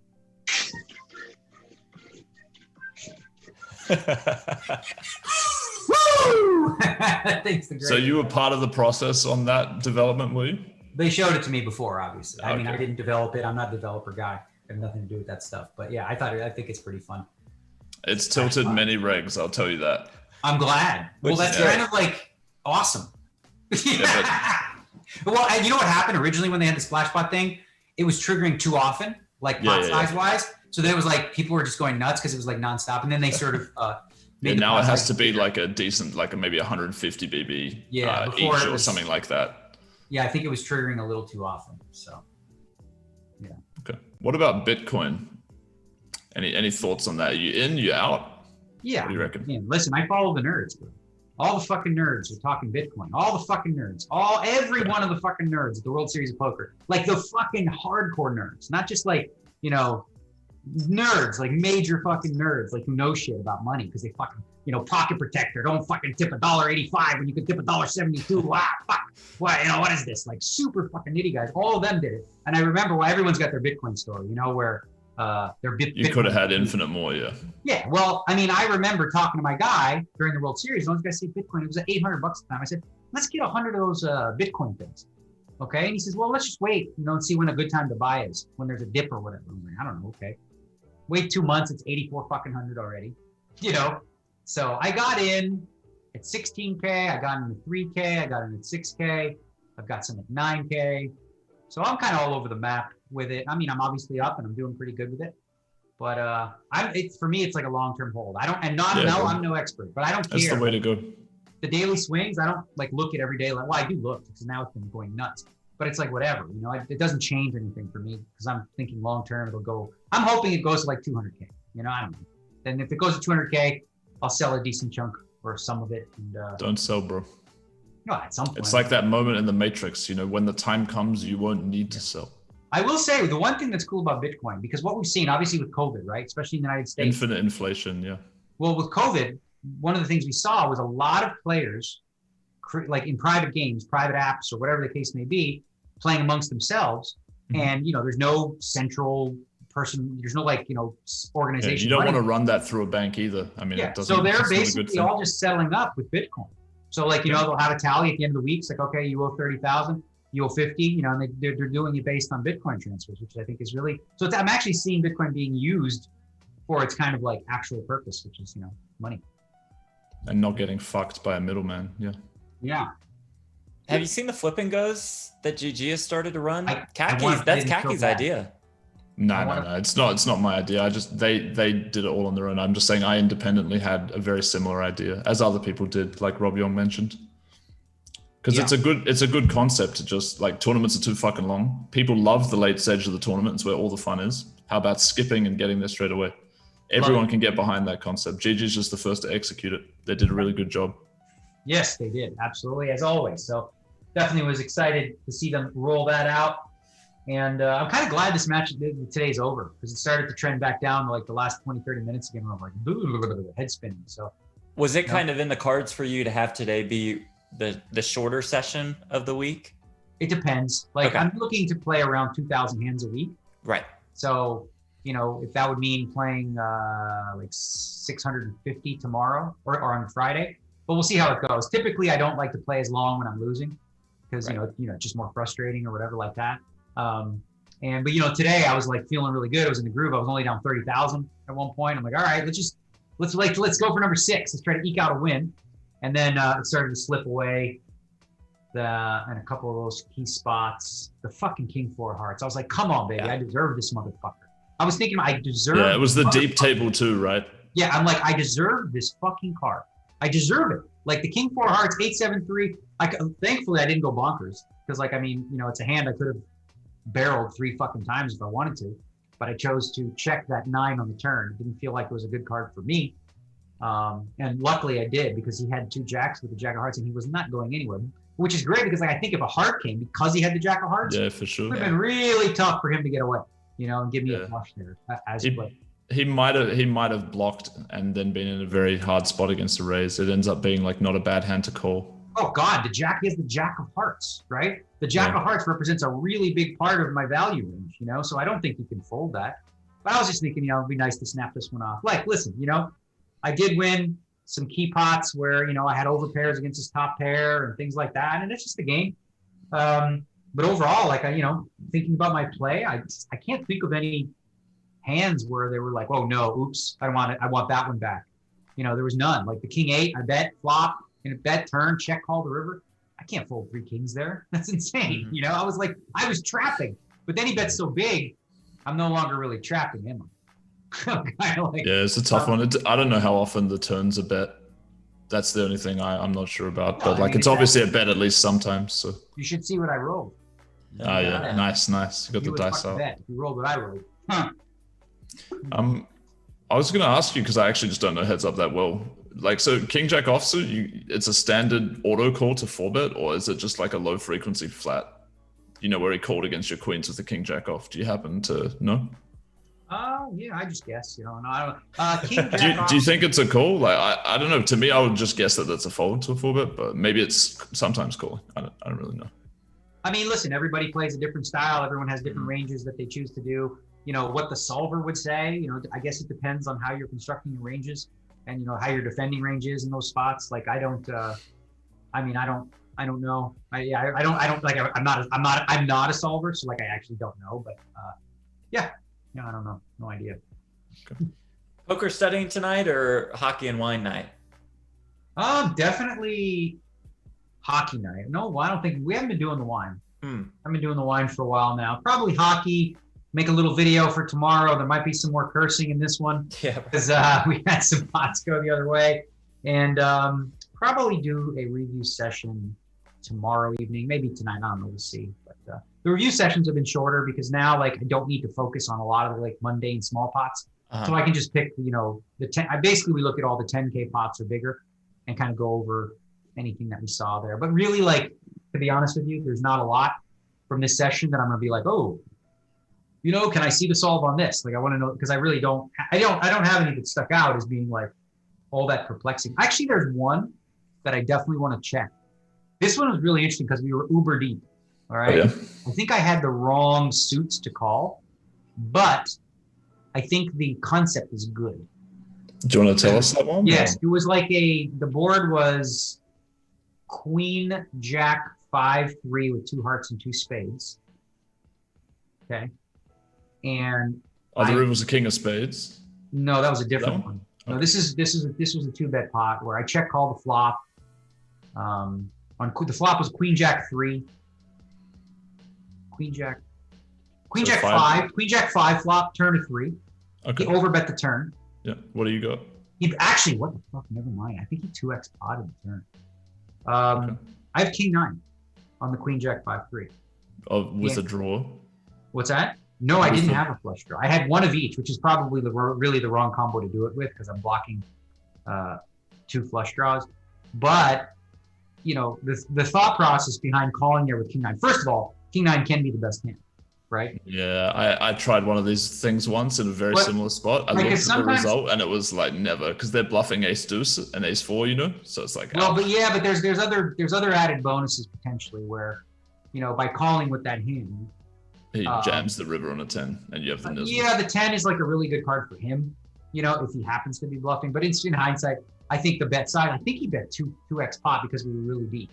And I decided to YOLO call and try to big a 10 or hope that it goes check on the river. My king high is good. He ended up having jack 3 offsuit. So the river paired to 5. Yeah. I mean, I guess, I don't know. I can never lead. There's no universe where you like check call 2x pot and then lead the 5 board pair. That doesn't exist. So basically I was done at that point. So that was the only one where I guess probably, that was a little bit maybe stuck ambition. I was like, because I think, like I said. Well, it's hard to find the offsuit 10, right? Yeah, I think I had the wrong combo to do it. And I think that was just way too, that was definitely too loose. That was a mistake. But yes, you play 600 hands, you're going to make some. Sure. But, the theory was good. I just didn't think long and hard enough about the fact that I was blocking suits. So that was a mistake there. Lucky it didn't cost me too much. Cost me 16 big blinds, which adds up. But overall, I feel good about. Yeah, I feel good about the session. Other than that hand, I can't think of any others where I really veered from. Doing anything goofier. Felt good about it. A lot of people, Daniel, asked me to ask you a question along these lines, basically. Like, now that you've done some I don't know, proper study, I guess is the best way to put it, where you really go deep into the solver stuff, let's say. How much do you think this is going to just improve your game for every other format? Because now you know that you could approach those formats in that way. And you already know a lot about the live element of the game. So when you gain this extra information, do you think this is going to make a big difference? Like, let's just say to your 9max tournament live play. Or how do you see that? Of course, and massively, right? Because, you know, when you're playing heads up, you're playing a shit ton of hands. You're playing queen 6 offsuit every time, as I've said before. So you're like constantly thinking about, you know, really, really wide ranges. When you play 9-handed, the ranges are so much smaller. It's so much more simple to break down, to make really acute, solid, like proper, you know, game theory optimal plays or exploiting in certain spots. So just in general, you know, thinking about the game at a higher level, the way that I am now after working with, you know, solvers pretty consistently, it's certainly going to help. Like when I play in the super high roller bowls again with all the wizards and whatnot, I feel like I took to it really quickly, because it's not like you know, some people are saying like, oh, you know what? Nowadays, you just take anybody, you give them a solver and they can be great. I'm like, It doesn't work that way. If you've tried, you'll know how far away everyone is from being good. Yeah. Like luckily for me, I come in with 20-year resume of like playing this game and understanding. Like, so when I see a solver say, do this, I can say, aha, I get it. Whereas somebody new to the game is like, I don't get it. Why would a solver do this instead of this? But I get why, because I can think past it. I'm like, oh, I see, because that one blocks the this and the that and all that kind of stuff. So I'm able to think at a high level rather quickly using solvers because of my 20 years experience, and that's helped me, you know, get good fast. Like we're really good now. I feel really confident about where we are today, especially considering where we started on day one. And we still have 9,000 ish hands to go. Kaki, sorry to cut you off. Do you have anything else for Daniel? No, good luck, man. Keep it close. Everyone wants a good sweat. Like if this session went your way, me and Jeff were like, we randomly free rolled each other. I said that you'd win 200K this session because I felt like I was going to be like some sort of bad luck bullshit. I just really didn't want it, you know, on me. I'm just playing. But anyway, Jeff said you'd win 60K. I went for the 200. Hopefully the next one's 200, man. Yeah. Well, like I do have in my mind, and it's like after going into the second half of the match, I sort of had a ballpark idea of like, all right, we're stuck 770. If we play, you know, 500 hand sessions, there's 25 of those. If I were to just win one buy-in per session, slow and steady, I'm going to win this race, right? And so obviously today we take a hit with the 3 buy-ins, but I think I'm still on pace in the second half, despite losing that. I think I'm up, well, maybe not anymore. No, you're right. You're right. Right around. If you because win you're down 15 buy-ins with you know 19 of those 18 of those 500 hand sessions theoretically left with about 9,000 hands left. We're in the ballpark. We're in the game. Yeah. Still looking forward to that. You know, my like 6-6 sun run. You know, session. You know, it's the heart on the river. Yeah. It's been a while. That would have been big. Like that King 4 of Hearts. That was the one where I was like, all right. I literally thought I was Hellmuthing. I was still Hellmuthing. I'm like, I deserve it. I'm like, and then when it bricked, you realize you shouldn't have thought that shit like he does. It doesn't work very well for him. I mean, whatever. He's rivered me so many times in this match. He made so many motherfucking flushes and shit like that. It was comical. Like I was like, what? I was laughing. I was giggling, which is better than screaming and crying. I'm like, are you fucking kidding me? You fucking hit a king? You know, I bet pot on the turn. I got aces. He's got 10s. He calls. River King. He's got kings and 10s. Good for you. Okay. You know, like it's just like constant bullshit. Oh my God. And I don't know. There's a whole bunch of weird themes throughout the match. One is when I have a big hand, if I flop a set or something, you know, the board comes out 9, 10, Jack, Queen with 4 hearts. And I'm sitting there with 3 fucking 9s like an idiot, you know, or like I flop kings and queens. It comes King, Queen, 10. Turn card has got to be the Jack or the ace for sure. No fucking question. So runouts play a big role in when you can make, you know, when you do flop big hands, where, you know, you get paid. And sometimes the runouts have been ugly for me, but you know, whatever. I can't complain too much because, you know, it's been a good second half and it's just one session and we'll brush it off. We'll move on to the next one and keep plugging away and, you know, just have the eye on the prize, which is going all the way. Sounds good to us. Maybe that sun run comes Friday. We'll see you then. Yeah, I'm in for that. I'll do that. I mean, listen, and that's the thing. If I have a sun run, you know, the session might be a little longer. That's fine with us. I'm ready to go. Yeah. So we'll sit here all night during a sun run sesh. Thanks for joining us today, and we'll see you on Friday. All right, boys. Okay, there he goes, Daniel Negreanu. As he said, down about 600K overall for the high stakes feud, but still live, you know, 1 buy-in per session on average, and he would get there. KakiTee, sum things up for us. Your overall thoughts on today? On today, you know, just another day, like he was saying. You know, sometimes you lose, unfortunately. But in general, like the first time I came into this casting match, I had a perception of DNegs, and I've definitely shifted it since then. Yeah, I think he's a solid dude. I wish him luck, and I hope he wins this somehow, even though it's a pretty tough spot to come back from. Tough spot, but still live. Appreciate you being here. Thanks for jumping on commentary with us. Follow KakiTee at KakiTee, and you can follow him on Twitch, all the good stuff. Just Google the guy. Very famous, just doesn't like to do the promos. I take care of it for him. He cuts me a little piece. Thanks to our fantastic GG crew. We got producer James. We have Carlin running the show as director, Eric, our replay producer, Jeff, Patrick, and Alex in the chat, and our statisticians. And we will see you Friday for our happy hour stream at 10:30 p.m. UTC, 5:30 p.m. Eastern, 2:30 p.m. Pacific time. We'll see you then. Thank you so much for watching, and good night.